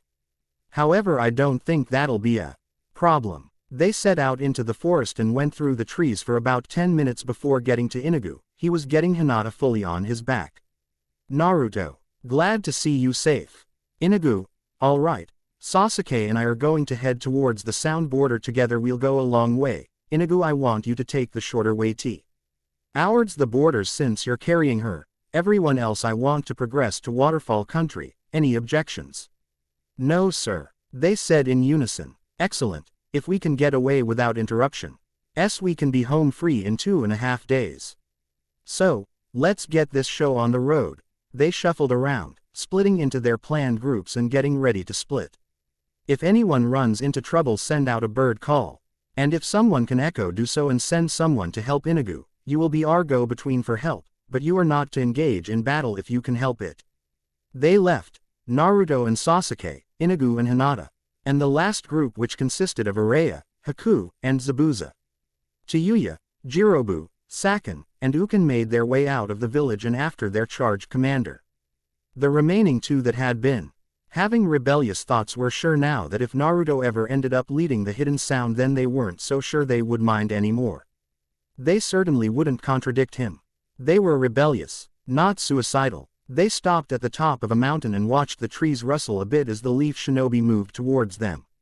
Come on, let's go, Chiyuya said, heading towards the two smaller groups of chakra. Saken and Uken went to one, while Chiyuya and Jirobu went to another. Naruto stopped as two shinobi came up behind him in his charge. Who's there? He asked, whirling around with a kunai. Sasuke got behind the two shinobi, but the Uchiha let his guard slip a few millimeters when he saw who it was, and Naruto relaxed as much as he usually did. Ah, the last of our reinforcements, good. Chiyuya and Jirobu raised their guards as the shinobi got to the top of the mountain. Naruto thought over their options and narrowed down the two most likely ones. Either they'll have to split into groups of two, or they'll all come after a single group together. Either way, they'll miss us. There was a sudden instinct in Naruto that tensed him, and allowed to move just before being caught by tendrils of shadow. Shikamaru and Choji entered his sight. He had expected teams of two, but something just didn't feel right. However, he didn't have the time to investigate. As Shikamaru's shadows extended as Choji rolled towards him, giving Shikamaru the boost he needed. The shadows extended farther and Naruto jumped back again. Chiyuya and Jirobu jumped in front of him, making a wall. You two should go. We'll keep them at bay for as long as we can. Jirobu said. Thanks, Naruto said, almost sincerely, however it didn't quite reach his expression. Let's go, princess. What the heck do you mean by princess? Shikamaru and Choji were left grinning as they heard Naruto and Sasuke bicker until they couldn't be heard anymore. Shikamaru jumped back and extended his shadow as Jirobu came at him. Both of their opponents were already beaten up and still partially affected by the poison, so they wouldn't have too hard of a time beating them. Jiraiya fall. Owed the group of three. He didn't see Naruto or Sasuke within it, however, and once he was sure, he doubled back and went back to the mountain. Kiba, have you found Naruto? Jiraiya cut off his tent and rushed through the bushes. We found them. They're over in that group, she said. Good, show us where to go. Naruto noticed their shadow long before he called them out. He didn't want to fight in the open field they'd come to, as it was far too open, and didn't have quite enough places to climb, hide, and attack from. As soon as they were into the forest though, he turned directly towards the person. and with a whistle pushed Sasuke to send him ahead and drew a kunai from his pouch. "Who's there, I wonder?" he said slowly and in an almost song-like tone. "Who could be hiding in the trees? Little Genin Buggy Spy." "Yes, that's who's hiding," Naruto said, tossing the kunai casually. It went into the wood but fell out and he drew another. Come out, wherever you are." He yelled the last part as he spun and threw a kunai. This time it embedded itself almost to the handle in the wood where his shadow had just been. "You have an interesting throwing style." "Hello Shino. Good to see you again Naruto." "I can't say I feel the same." "I see. No you don't. Everyone always acts like they understand but only a few actually do, and you aren't one of them." "Very well then, shall we just fight?" "Sure, why not?" Uraya heard Inigo whistle and they went to meet him, however the whistle had not come from him. So they changed course. It seemed they were putting all efforts to finding Naruto and Sasuke and only cared about capturing them. The group had noticed the trail they'd had and done their best to make a ruse that Sasuke was with them to buy as much time as possible, but he finally figured out that they didn't have either boy and turned around. They rushed through the forest towards the explosions that only Naruto the pyro snake expert could cause. Shikamaru and Choji panted, sweat running down their brows. They'd knocked their opponents unconscious and tied trees so they could be questioned later. Jiraiya came up to them as an explosion sounded up ahead, and smoke rose. Kiba passed straight through the clearing with Akamaru towards the battle and Tenten pulled out a small first aid kit to bandage them as well as she could. Jiraiya made sure they'd be fine and then went ahead as well. Naruto stood waiting to see if Shino would manage to get up. He seriously doubted it though. In fact he was thinking it was possible that Shino had stopped breathing altogether. There was a nasty gash on the other boy's forehead, and his clothing was tattered. His sunglasses had also been blown off in the blast that Naruto had made. A total of 10 explosive tags had been used, and Naruto wouldn't be surprised if his opponent was dead. Internal conflict Bubblekins 1010. Oh noes. Should I kill Shino or should I not? Should I kill Shino or should I not? But he's so cool. Naruto began walking away just as his backup arrived. Good, you're here. I need you guys to hold off those that come for about 15 minutes while I go find Sasuke, then fall back and head after me. If possible take out some of them, Naruto said. And then in a gust of wind he was gone. The three didn't have to wait long as Kiba crashed through the foliage. He took in Shino lying, unconscious, on a pile of debris and took in the injuries he could see. He growled in anger and got down on all fours. Akamaru jumped on his back and became another Kiba. Fang over, Fang, he screamed, and the TWO of them blurred into one swirling storm of death. The three of them scattered and Haku used a quickly formed icy hold on both of them when they stopped spinning. Zabuza did nothing since he knew that Uraya could take care of him. At least temporarily. Her voice rung out and Kiba lost focus as the jutsu broke and Akamaru became a dog again and slowly Kiba's vision blurred and finally went away. All right Kiba, when I tell you to you will pull out a kunai and throw it at anyone who is moving towards you. She said. Kiba simply stood, only understanding the orders he was giving in his hypnotic trance. Jiraiya broke through the foliage. Now, the hypnotized ninja pulled out a kunai, aimed and threw it straight at the Sannin who had not been in any position to block it. Tenten finished treating Shikamaru and Choji's wounds. And two of them went ahead. Tenten went after the last two chakra signatures hoping to find Hinata. However what Choji and Shikamaru found was something they wished they could unsee. Naruto finally caught up to Sasuke and they took off again making their way towards the border. Sasuke was suspicious. He could sense that they weren't telling him something. However he wasn't going to ask. He doubted they would tell him. All right, we're going to use this river, Naruto said, pushing Sasuke into the water and then jumping in himself. Despite it being only about 11 in the morning they were relatively warm in the water, and began to swim down the stream some. They climbed out at one of the tallest points and laid on the ground for a few minutes gasping for breath. I wonder how those three are doing, Sasuke said. I'm sure they're fine. That's my sister, my sensei, and one of my teammates you're talking about, Naruto said, even looking and sounding like he completely trusted their abilities. All right, come on princess. Why do you keep calling me princess? Sasuke grumbled. Because I'm saving you from that village and taking you away with me, so obviously I'm the prince. Which makes you the princess. What kind of logic is that? My logic. Well, you have stupid logic. But how can logic be stupid? Isn't it based on facts? But you're using no facts. Yes, I am. Because I'm saving you from that village and taking you away with me, so obviously. Can we just walk in silence? Sasuke asked, interrupting Naruto.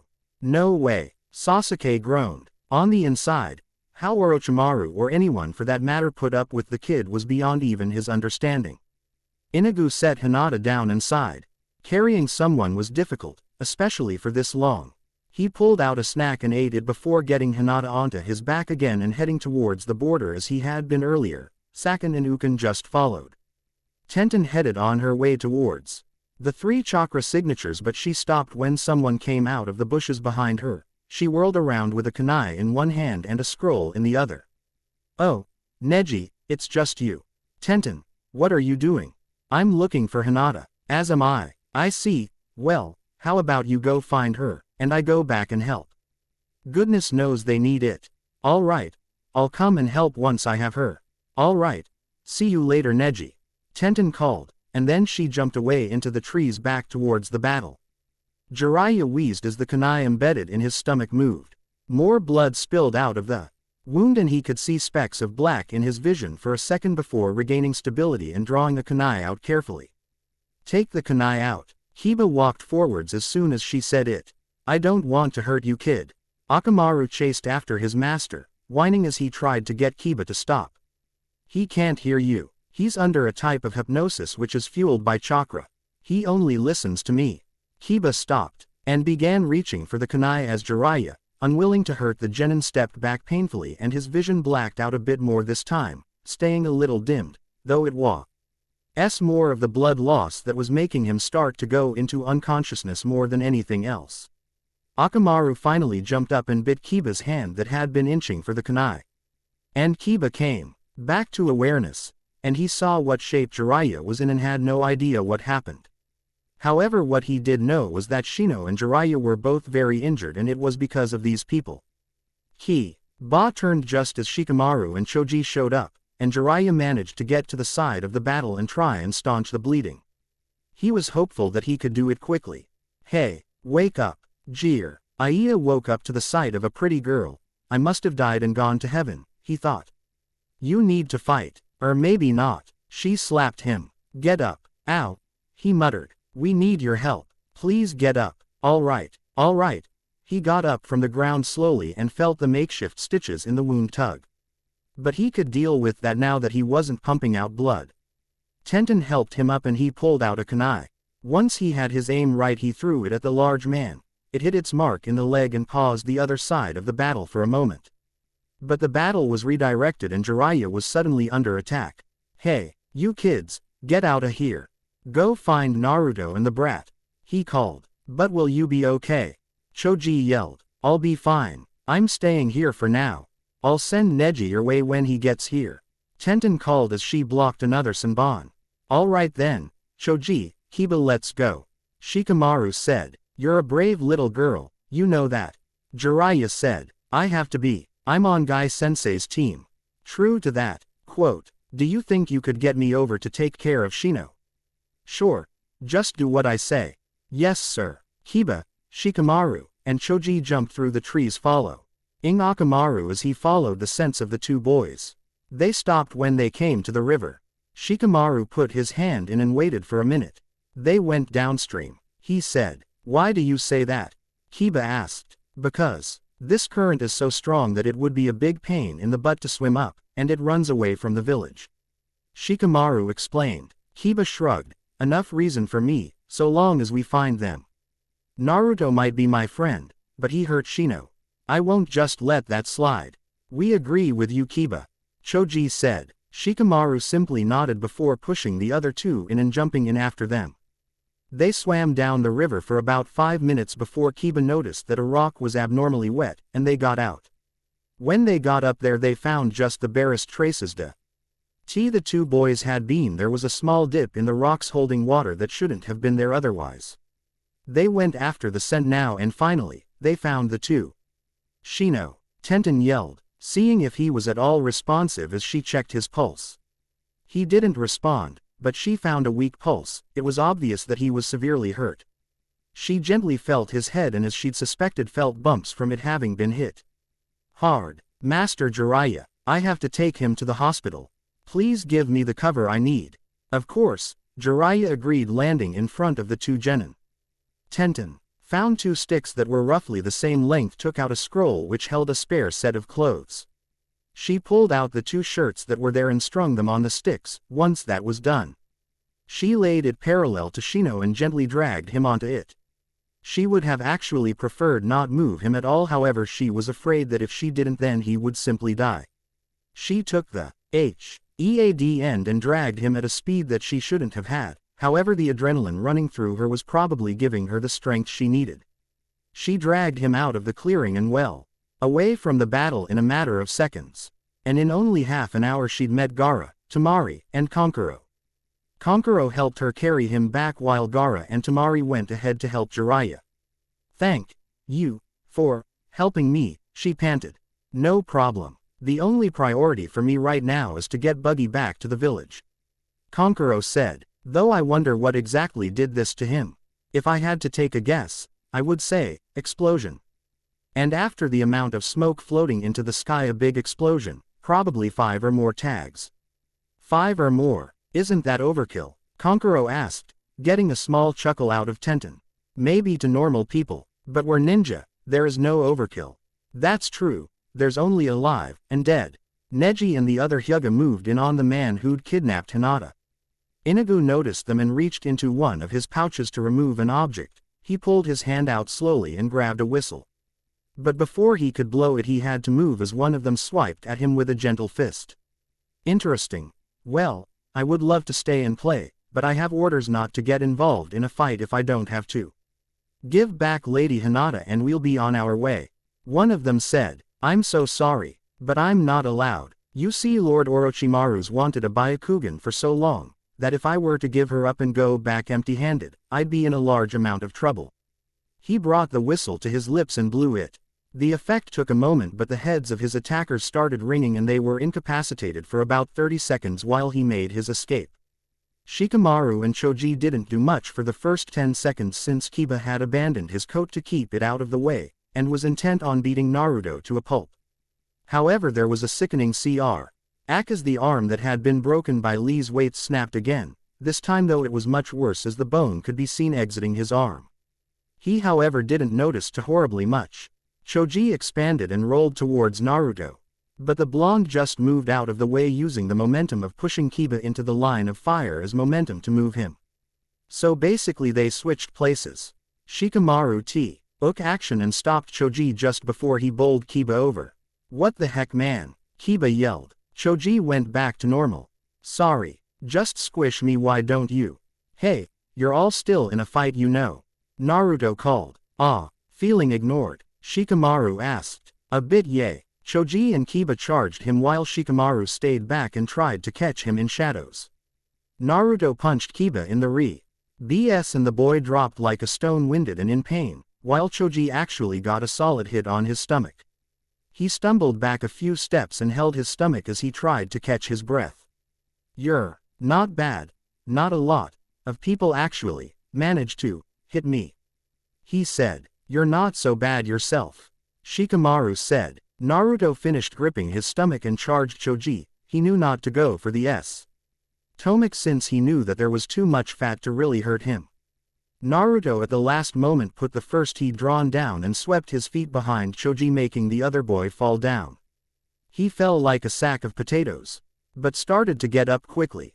However, it was not quick enough as Naruto dropped 3 explosive tags and they exploded. The battle continued until finally, Shikamaru and Choji woke up groggily. Man, my head hurts. Why are we still alive anyways? I don't know. Shikamaru looked around, and then down, and he saw something familiar. Choji, look at the rope. Yay, he only tied us up instead of killing us. Choji said. No, look at how it's wrapped and knotted. Choji took a look. It's the same as when we were kids, he said, realization dawning on his face. Yay, when we used to play capture tag. Naruto always won though. Kiba joined form the tree beside them. This means that the Naruto that we all knew is still in there somewhere. But I still won't forgive him for the way he hurt Shino. The brown-haired boy winced as his arm moved and his chest was pushed on by the rope. How long have you been awake? About a minute, Choji asked. Do you think that song of the stuff Tsunade did change him a bit back to normal? Who knows? Kiba and Shikamaru said. Kiba, are you burned? Shikamaru asked. Yes. Choji, how about you? Yay. I've got a broken or bruised rib, a broken arm, 3 broken fingers, a bloody nose, and more bruises than I can count. Shikamaru listed. I'm burned, but other than that I'm relatively fine. Broken arm. Again, I think I have a couple fractured ribs. Some bruises. Guys, I'm sorry, I was being so brash, and did exactly what I was warned against. I let my emotions control me. If it had been Choji he hurt that bad, I would have done the same thing. Naruto caught up to Sasuke about 10 minutes after shoving him along. The raven-haired boy had at first fought against it, however Naruto had been utterly determined to keep him moving. So finally Sasuke had to move on. And he did. He went about a mile away and stopped to wait for Naruto to catch up. They walked in silence and Sasuke noticed that for once Naruto actually seemed to be troubled. Something happened back there. Naruto glared at him. No, nothing, he said snappishly. Fine, just asking, Sasuke said grumpily. Let's go, Naruto said, jumping into the trees and taking off. Sasuke took a moment to catch up and match his speed, as he jumped into the trees as well. Dang it, why the heck couldn't I kill them? They'll just be a nuisance later. And those knots were so crappy. And they could have woken up and seen me, dang it. What in the world was I thinking? I had no problems with Buggy. 5 minutes later Naruto was brought out of his thoughts by a constant pain in his left ankle. It intensified substantially when he landed on it. Hey, Princess, let's take a break. My name is not Princess. And why? That battle must have tired me more than I thought. And I kind of need to take a restroom break.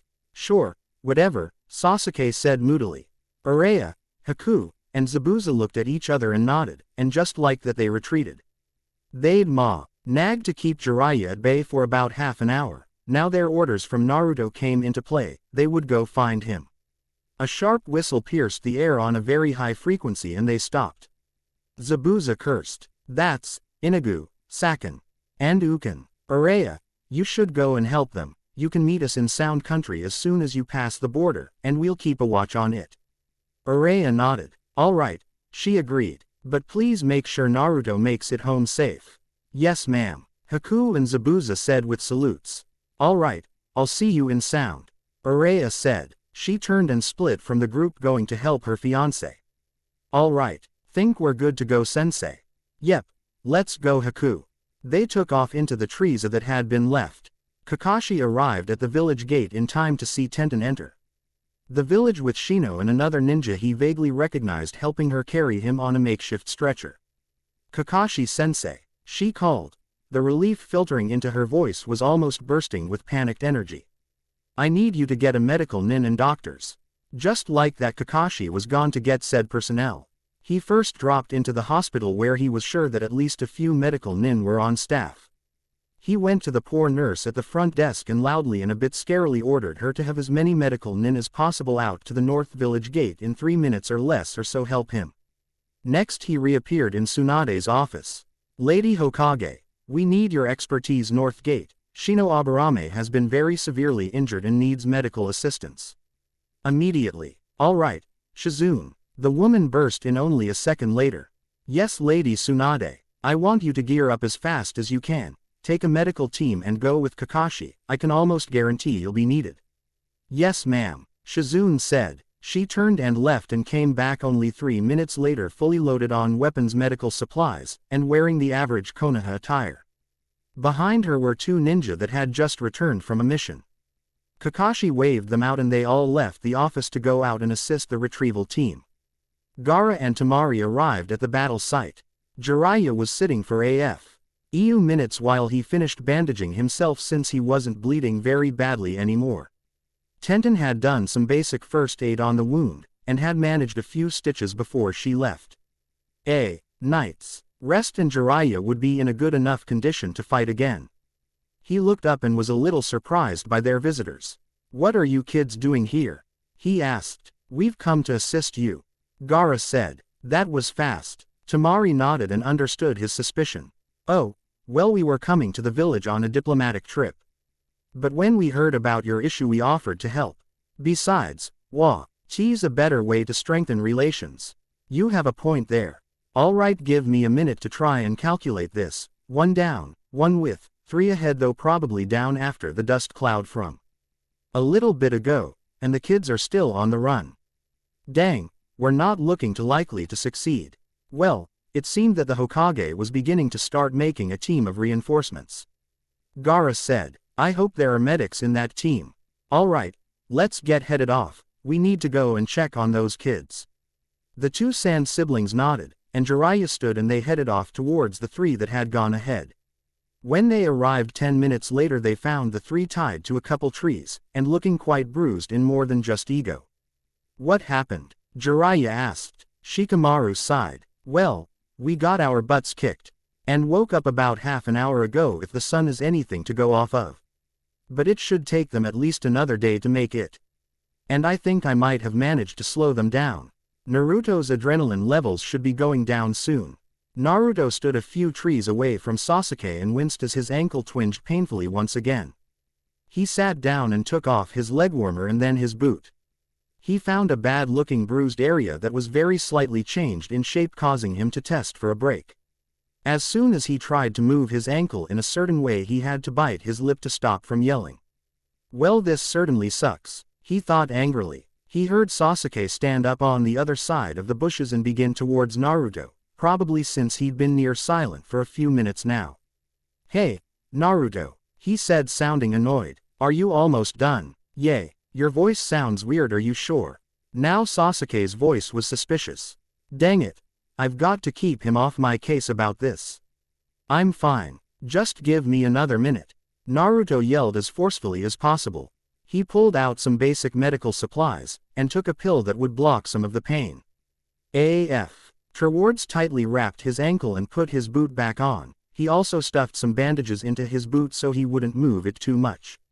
Once he'd tested how much movement he would still get, he shoved a stick on each side and decided it was good enough. Naruto stood up and tested his weight on it. It still hurt even with the meds, the wrap and the half splint, but it certainly didn't hurt as much as before. "That'll have to do," he said, putting the leg warmer back on and leaving the brush. Though Sasuke seemed confused when he sat back down on the other side of the tree, we're waiting for Araya, Zabuza, and Haku. "But why? I'm all out of explosive tags. I would think that someone grabbed a stack from home. They are specially made by me." "Whatever," Sasuke said, sounding slightly exasperated. Naruto could only assume that he was exasperated more at Naruto's tendency to be in control, even of those senior to him, and equal. Although he was sure that Sasuke had begun to see him as a superior.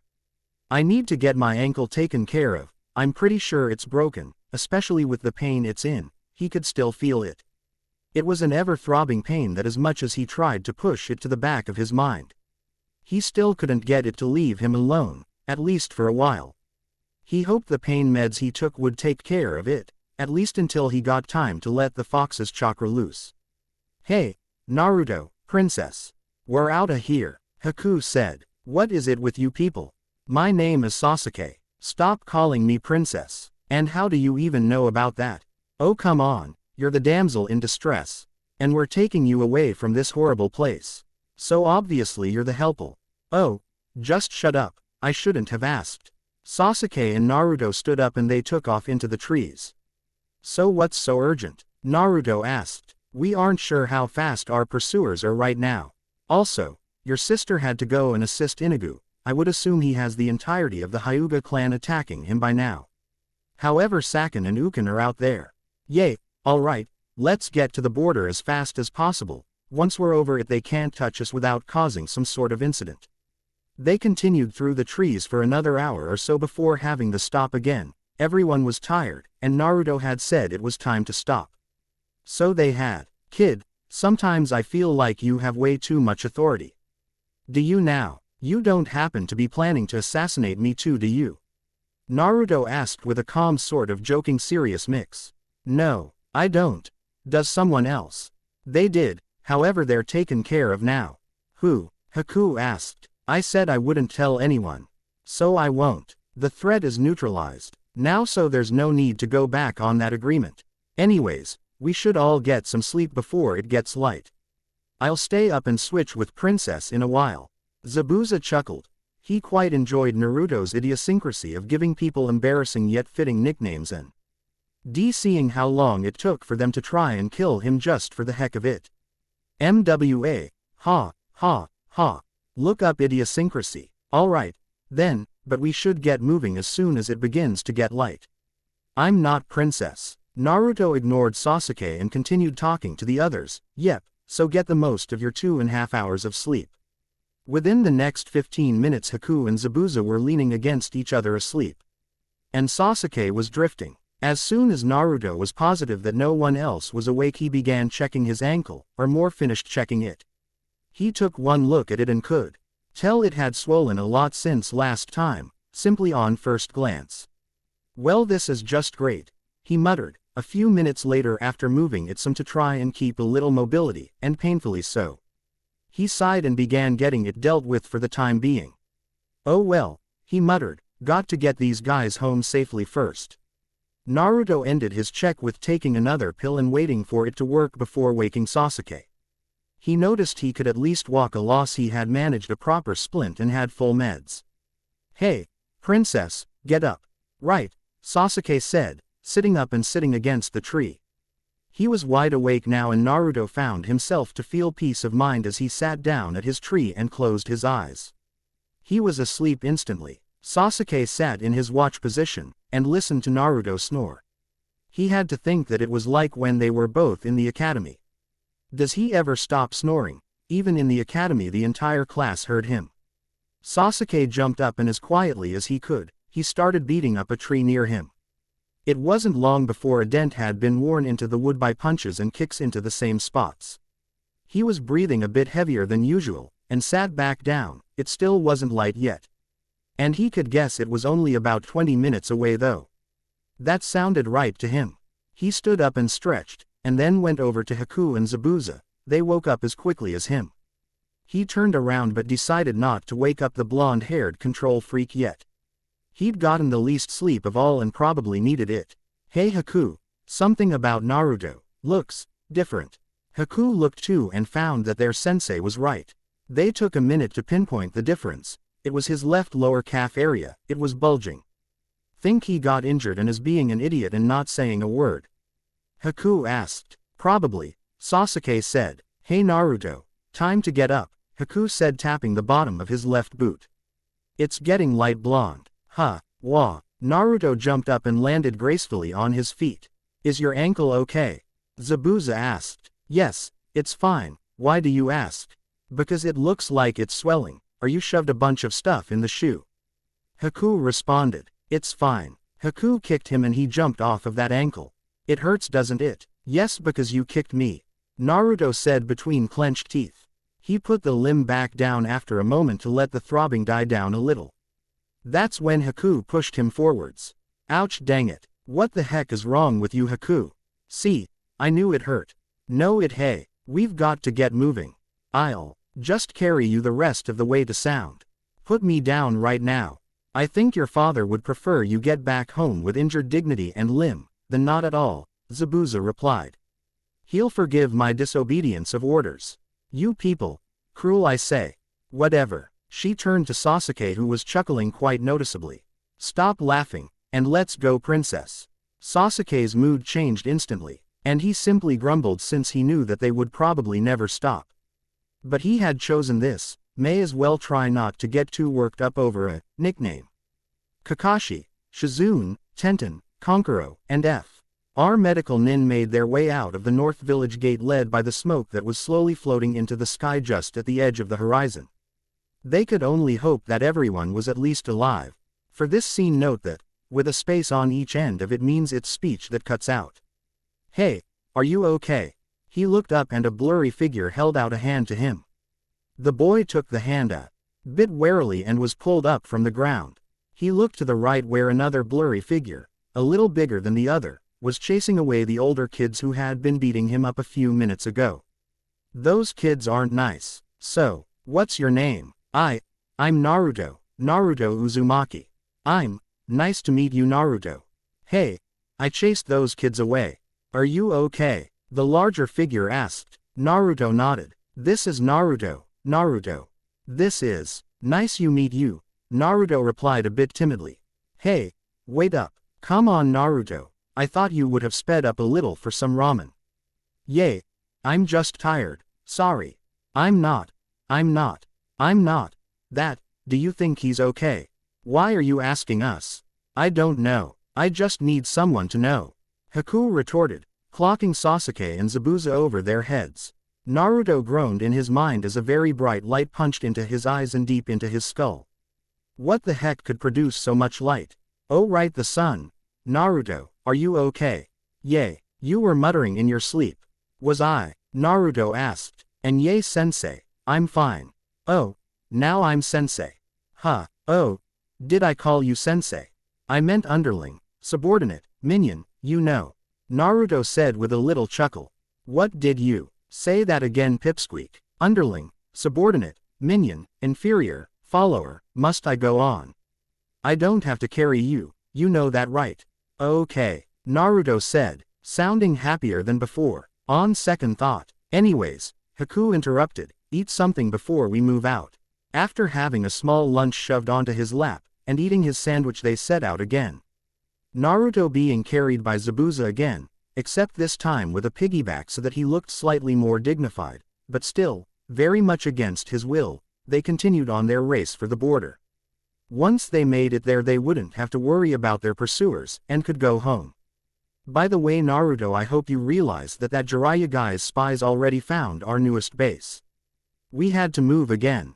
But don't you worry, Jiraiya got all of your stuff. But at this rate we're going to have to build more bases. That, or move into old ones. Great. The conversation continued as they went until nightfall came and they stopped for the night. It was really the only thing for them to do. Everyone was utterly exhausted, and between the battling and traveling they needed a little more rest. The next day they traveled again, this time slower though. They hadn't met much resistance, and so they were fairly sure that they wouldn't get caught again, and if they did, Sasuke could take Naruto and run.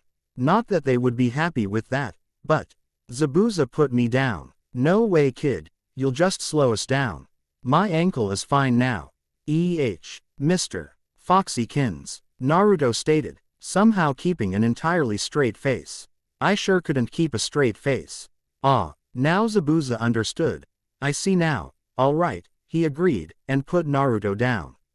They continued on, but before they could make it too much farther they were stopped by 4 Hyuga, completely identifiable by their eyes.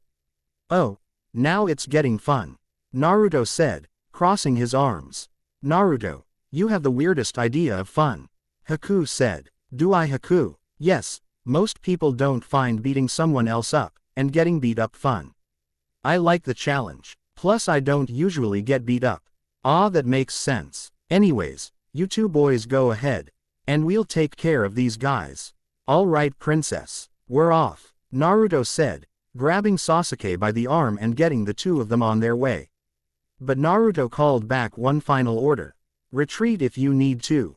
Naruto and Sasuke could see the border, only another minute and they would be safe. Stop, Naruto, and you too, Sasuke. But they didn't stop.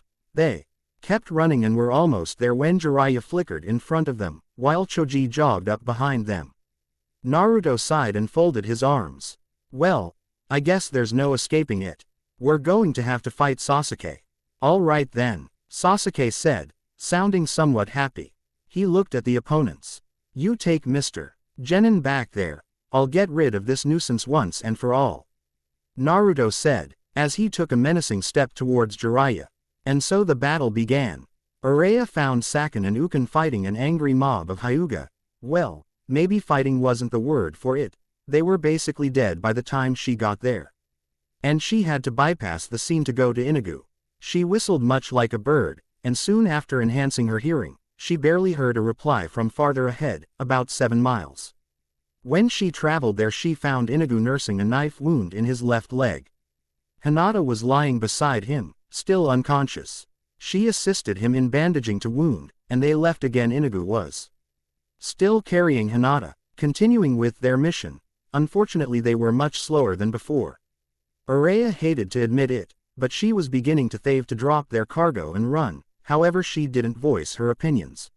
She was sure her fiancé was thinking the same way. Stop. A Hyuga dropped in front of them, and Araya recognized him as one of the genin that had taken the exam. Hey there brat, didn't think I'd be seeing you again. What was your name again? Edgy. Give back my cousin. Oh, she's your cousin. That makes sense. Inigo and Araya glanced at one another. They could hear the rest of the Hyuga mob on the way, and neither of them was in much of a condition to fight. Inigo looked a little remorseful as he pulled the girl off his shoulder and held her bridal style instead. Catch, he yelled, throwing her towards Neji. He caught her and managed to stay standing. He looked over her face to make sure it was really Hinata. By the time Neji looked back up, the 2 sound nin were gone. And the rest of the Hyuga had arrived. Once he was sure the rest of the ninja that had followed him were on their way back to the village, Neji left to assist the others. He had a remise to fulfill to his teammate after all. The group of medical nin, Shizune, Tenten, Kakashi, and Kankuro gaped at the amount of damage. Shikamaru and Kiba were both breathing heavily as they laid beside a tree. Both of them looking pretty beat up, even from a distance, while a defeated-looking Akamaru limped up to them, and pulled Shizune along to his master. Tamari was there waiting for them, and guarding the area in case an enemy decided to finish them off. Everyone rushed over to them, and the medical personnel instantly got to work fixing them up as much as possible. Kakashi leaned down. Where is Master Jiraiya and Choji? Shikamaru was out cold from pain of his rib being rebroken, and his arm causing more inexplicable pain. Kiba wasn't doing all that much better. Tamari was now stood by a tree and answered. They went ahead along with Gaara. All right, Kankuro, Tenten, Tamari, Shizune, we should probably get moving. Tamari shook her head. Actually no, one of us should stay here. If any enemies come then someone may be needed to protect these guys. I'll stay here, but the rest of you go on ahead.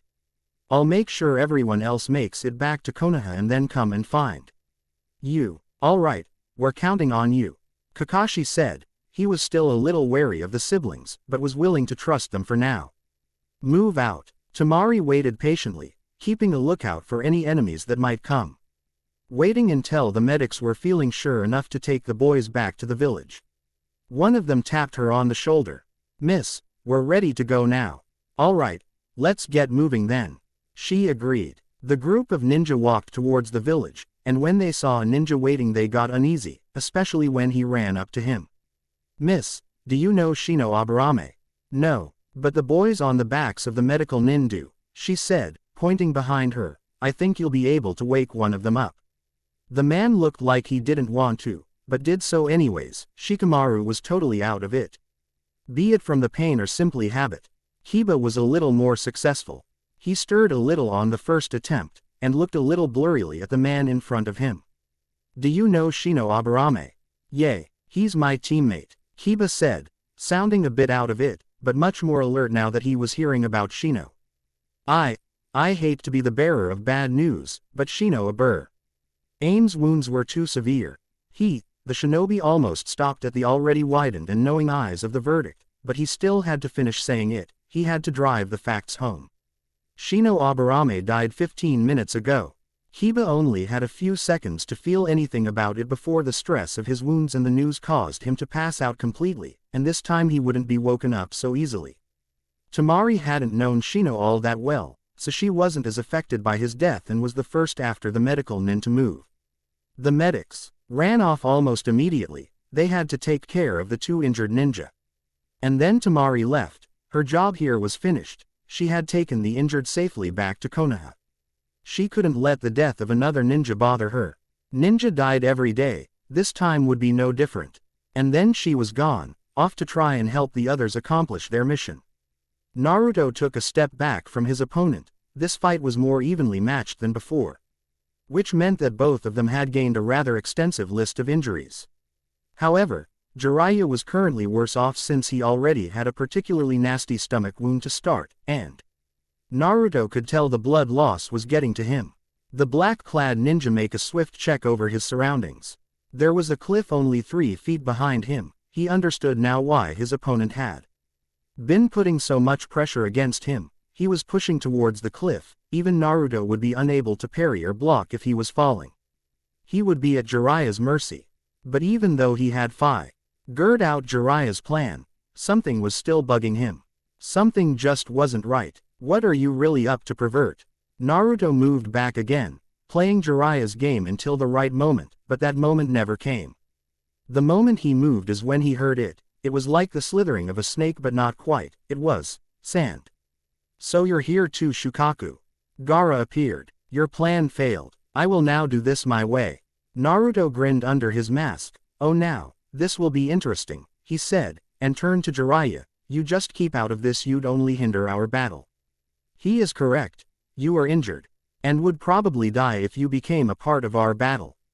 Check on the other battle, Gaara said, readying his sand as Naruto pulled out a kunai. He didn't dare dip this one in poison. He didn't want to risk missing his escape opportunity. I see that Shukaku has hidden like a scared little rabbit down its hole, Naruto said tauntingly. Gaara was acting less psychotic than before, much less psychotic. This led Naruto to understand that Shukaku had retreated, at least for the time being, into the depths of the seal that bound it to its Jinchuriki. It would make sense. After meeting the 9 tails, he figured that at this point any tailed beast would promptly find a rock to hide under and let the feeling pass before coming back out. However, he had a feeling that the Shukaku would have a harder time getting control again when it decided to come out. The one tail wasn't too happy with him or his tenant. So Foxykins, are you ready to get this on its way? You know, take a whack at Shukaku's host. Then perhaps go on a rampage somewhere near the beach in a couple weeks as payment. Naruto could almost feel the fox trying to, quite literally, bite off his head. The fox had never liked the nickname, but he took the offer anyways by lending some power. If there was one thing he could say that he liked about the kid, it was that they were both able to be made happy from the fact that the kid got to win his battles, and he later got to go on a rampage through some place, destroy a village or kingdom, maybe level a mountain, simple stuff like that. This was a semi-regular occurrence, about once every 6 months, and their agreement kept them on rather steady terms. Power plus destruction equaled mutual happiness, for the two of them at least. Not so much for the people who got in their way. All right then, Tomato Head, come at me. Gaara looked at him, assessing the situation. Something had changed. There was an evil tainted presence in the air. A familiar presence. He simply hadn't been able to identify it before, but now it was so familiar. You and I are alike. A little, except I'm on happy terms with my tailed beast. We keep each other mutually happy, Naruto explained, readying himself to attack. He was planning to release a burst of chakra as soon as he was close enough. He had hoped Gaara would move first, but it seemed he was too smart, or scared. Naruto wasn't sure and he didn't care.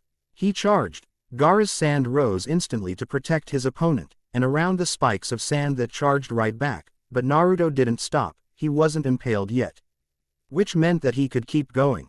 As soon as he was within reaching distance of the sand wall, Naruto built up a mass of chakra on his right hand and stabbed through. As he had predicted, the force and sheer will of the red chakra on his hand parted the sand and allowed him to find his target. He grazed his opponent, and there was a terrifying howl. It sounded something like what he had heard before, except worse.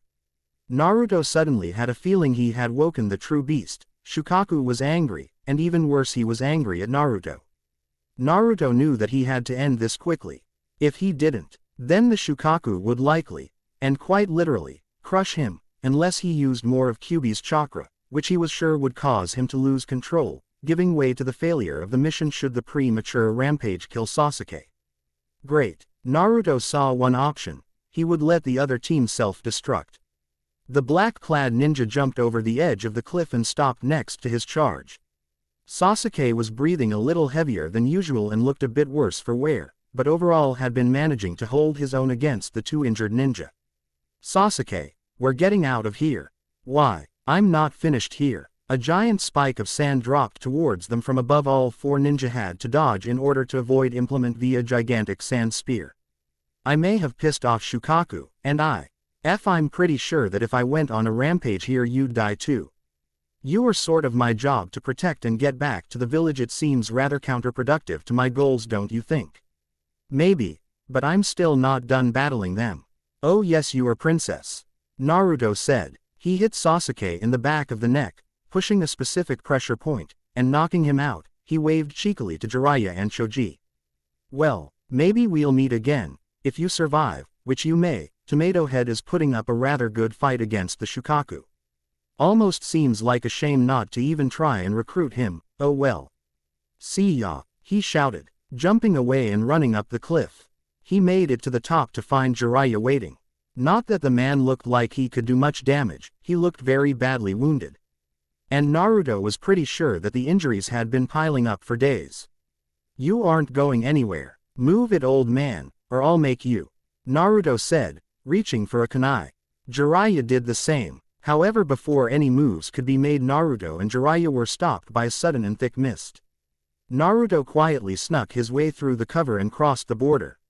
He was safe now. He found Zabu, Za waiting for him with Haku unconscious on his back. They left the area before all of the mist was gone and stopped for a minute to catch their breath. That was getting too close. Yes, but luckily we all made it out. We should go towards Waterfall Country and find Araya and Inagu. No need, we got here a few minutes ago, Araya said, dropping into the trees. We lost the girl though. Naruto contemplated this for a few minutes. But he decided it didn't really matter. They had Sasuke, he was the main objective, and therefore how could he be angry? He was in the land of sound, and on his way home. No worries, there was probably a mob after you. There was. So little brother, let's head home, Araya said, holding out her hand. Naruto took it and she helped him get up with Sasuke still on his back. The group of 6 began their short trek home. Shikamaru sat on his bed, tired but for once not wanting to sleep. The mission had taken place, and then been terminated just 6 days ago. And he was, to be quite honest with himself, depressed. Multiple reasons added onto his depression one by one to form a full-on bout that simply wouldn't leave him, and not only that, but he was alone. Since Choji and basically everyone else was in the hospital still, the only other people from the mission that weren't in hospital beds were Tenten, Temari, Kankuro, Gaara, Kakashi and the med team, which included Shizune. He had been told the story by Kakashi. Apparently by the time they had made it to the Valley of the End, Jiraiya and Choji had been found unconscious, while Gaara only had a few scratches. However, those scratches had filtered enough extremely potent poison into his body to stop him. Tsunade had later done some digging around in Gaara's mind and managed to help him literally shut up the voice in his head. The job she had started before when he was in the village but had never had a chance to finish, hence the reason the boy was far more sane than the last time they had met. The Sand siblings had left the day before. But the fact all his friends were hurt wasn't his only reason for depression, not by far. Shino was dead. The funeral had been 3 days ago and Shikamaru hadn't been able to nap since then, and he hadn't been getting much sleep in the nighttime either. He was a chunin, for goodness sake. He had been the one who had actually been in charge of the mission despite the few elder and higher ranked ninja that had accompanied them. It had been his job to make sure everyone was safe. And his ultimate conclusion, no matter how he played the circumstances in his mind, was that it was his fault that Shino was dead. It was all on his head and he knew it. How could he have been so stupid and inattentive? He had sent Shino to go and follow Naruto.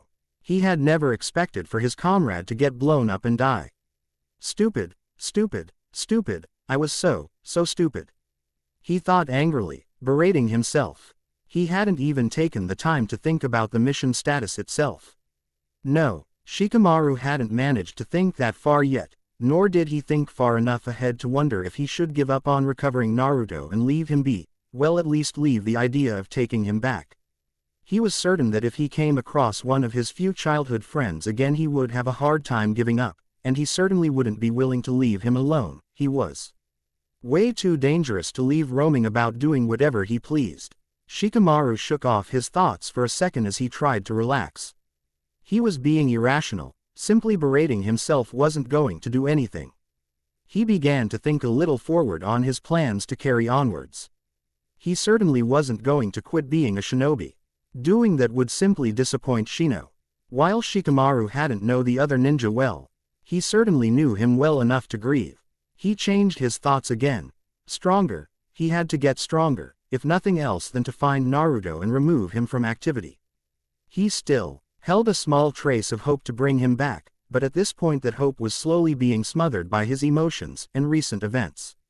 There was one set of good things his mind was unable to ignore, the fact that they had managed to complete the mission partway. Hinata Hyuga had been recovered and was in the hospital recovering from her still healing sliced muscles from her fight with Kabuto, a strong sedative. And some memory loss, the last of which was suspected to be from the sedative, and a slight concussion. Hinata didn't manage to cheer him up as much as the fact that everyone else on the mission came out okay. Admittedly most of them were in the hospital, bruised, broken, scraped, stabbed, both physically and for some mentally, tired, sad, and overall for a lot of them, hurt. But they were alive, and the doctors said they would all recover. Physically at least. He didn't think it would be easy for especially Kiba and Hinata to move on after the death of their teammate. He sighed and decided that for once he wanted to train. He wanted to beat something up, most likely a log, and by any chance it would make him feel a little better, maybe. 4 days ago, Naruto, Sasuke, and Zabuza headed for the main room of this base. Unlike in some of the others, there was no grand throne room in this base. Instead there was a rather large office that looked suspiciously like the Hokage's office. It even contained insane amounts. Are you trying to imitate the cages? A hand extended secretly around the room and found Naruto's head, before whacking it and retreating to its owner. The snake-like man muttered something along the lines of, cheeky smart mouth, and, oversized ego, before he left his current paper and decided to take a look at Sasuke. He stood up and carefully inspected the genin. Sasuke looked a little unnerved by Orochimaru's close proximity but waited. Finally the inspection was over and he went back to his desk. Naruto, take our friend to the SP. A room beside yours and then find Haku, Urea, Inigo, and the Sound 4 and come back to report on the mission. Have Kabuto raise the power of the seal to level 2 in the meantime. Dad, come on princess. Naruto said, turning and doing his best to drag Sasuke out in the most undignified way possible. He was currently failing as the Uchiha kept him from doing so. They didn't have to go there was a group of doors at a dead-end hallway, which wasn't actually a dead end and in fact had at least 10 escape routes. Naruto carefully looked through the doors and finally opened one. All right princess, this is your room. You met Kabuto right? Yeah, anyways, he's going to come in here later, and he'll explain a bunch of stuff you know. But I've got to go, so stay here. Why should I take orders from you? Because I'm more powerful than you, and if you get lost in this place I'm not going to go on a wild Sasuke hunt. I'm going to report on the mission and go to bed.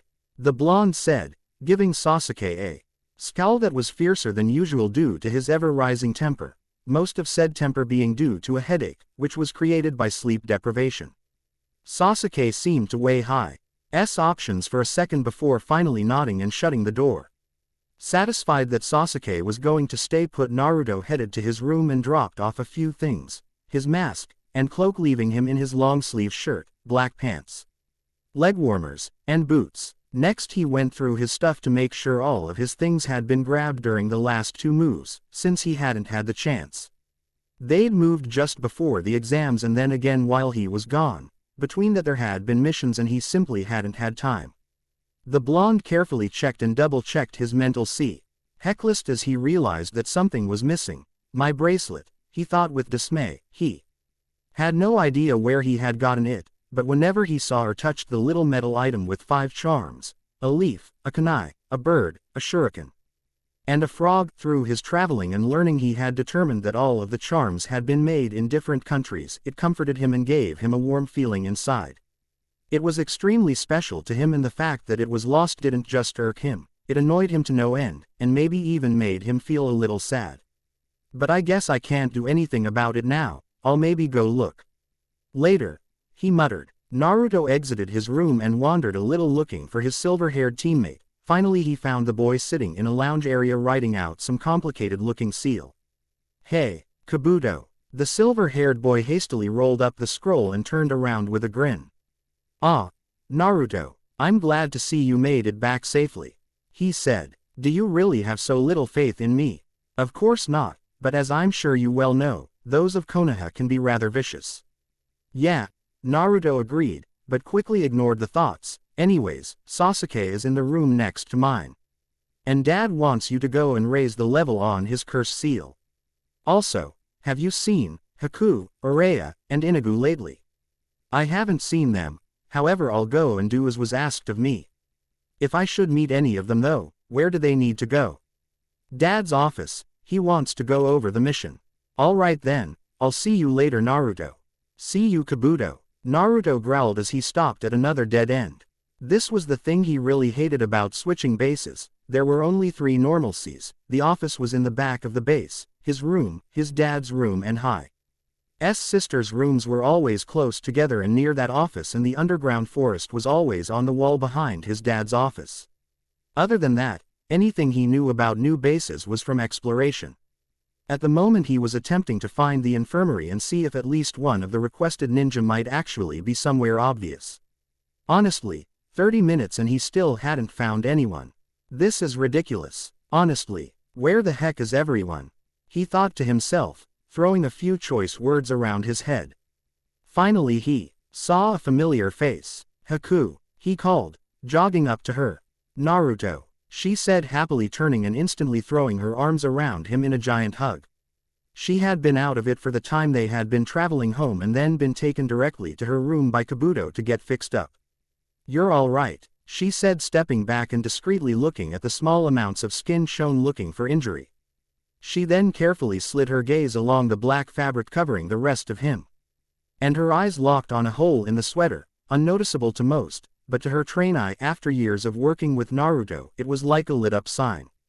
"Haku, what are you doing?" Naruto asked, unable to find the heart to remove the still injured girl from her grip on his arm as she dragged his sleeve up. She narrowed her gaze at the wound she found. There was blood crusted over it. But it was obviously not healed yet. "You should be more careful." "Nay?" he asked unintelligently, looking at the wound.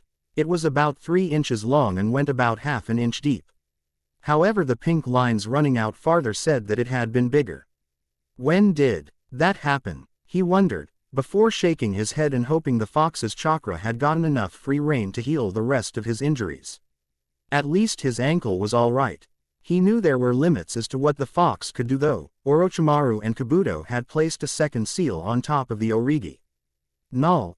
It was to slow the natural flow of demonic chakra into his system, which allowed for better chakra control, and also gave him the chance to adjust more thoroughly to the level of power contained within the fox's chakra. They had determined that eventually he was supposed to be able to harness and wield the power of the Biju, but the flow rate had been set slightly too high for him to properly handle. The second seal had done wonders. Instantly he had learned to use the clone, or more, had been able to do it. His theory and form had in fact been correct, he simply hadn't been able to stop the immense chakra flow that assaulted him, therefore causing his chakra to try and make a solid clone but not working because he wasn't giving it the commands needed to create one. He of course did know how to make solid clones as well though, and had put it to use for training, since each time a clone dispersed it left him anything it learned, which meant that he could work on his Taiji. While 3 or 4 clones read through scrolls, he had used that to learn scraps, and sometimes entire subjects of information that he doubted would have been learned if he had been kept in Konoha. This mental learning of course had included reading lessons from Kabuto and Uraya. Returning back to reality, Naruto got back to his quest. "Hey Haku, you know your way around here, right?" "Yes, I know where most of the important places are." "All right, I'm looking for everyone else who got home with us. I already sent Kabuto off, but I'm missing Uraya and Inagu." "Well, they're probably somewhere around the mess hall." "All right, lead the way Haku." "All right." After they had found the mess hall, and Naruto had scared the crap out of Inagu just because he felt like it and then proceeded to poke fun at him. Because as much as he did actually like Inagu, he didn't like that fact that he was going to practically kidnapping all of his sister's attention from him. Needless to say, he liked Inigo to prod fun and scare the man as often as possible.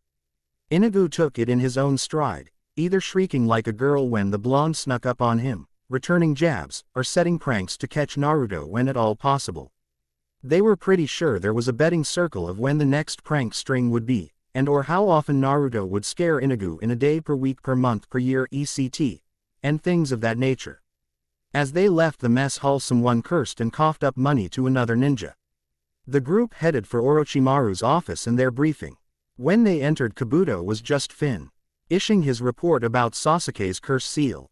He's very strong and should wake up in a couple of days.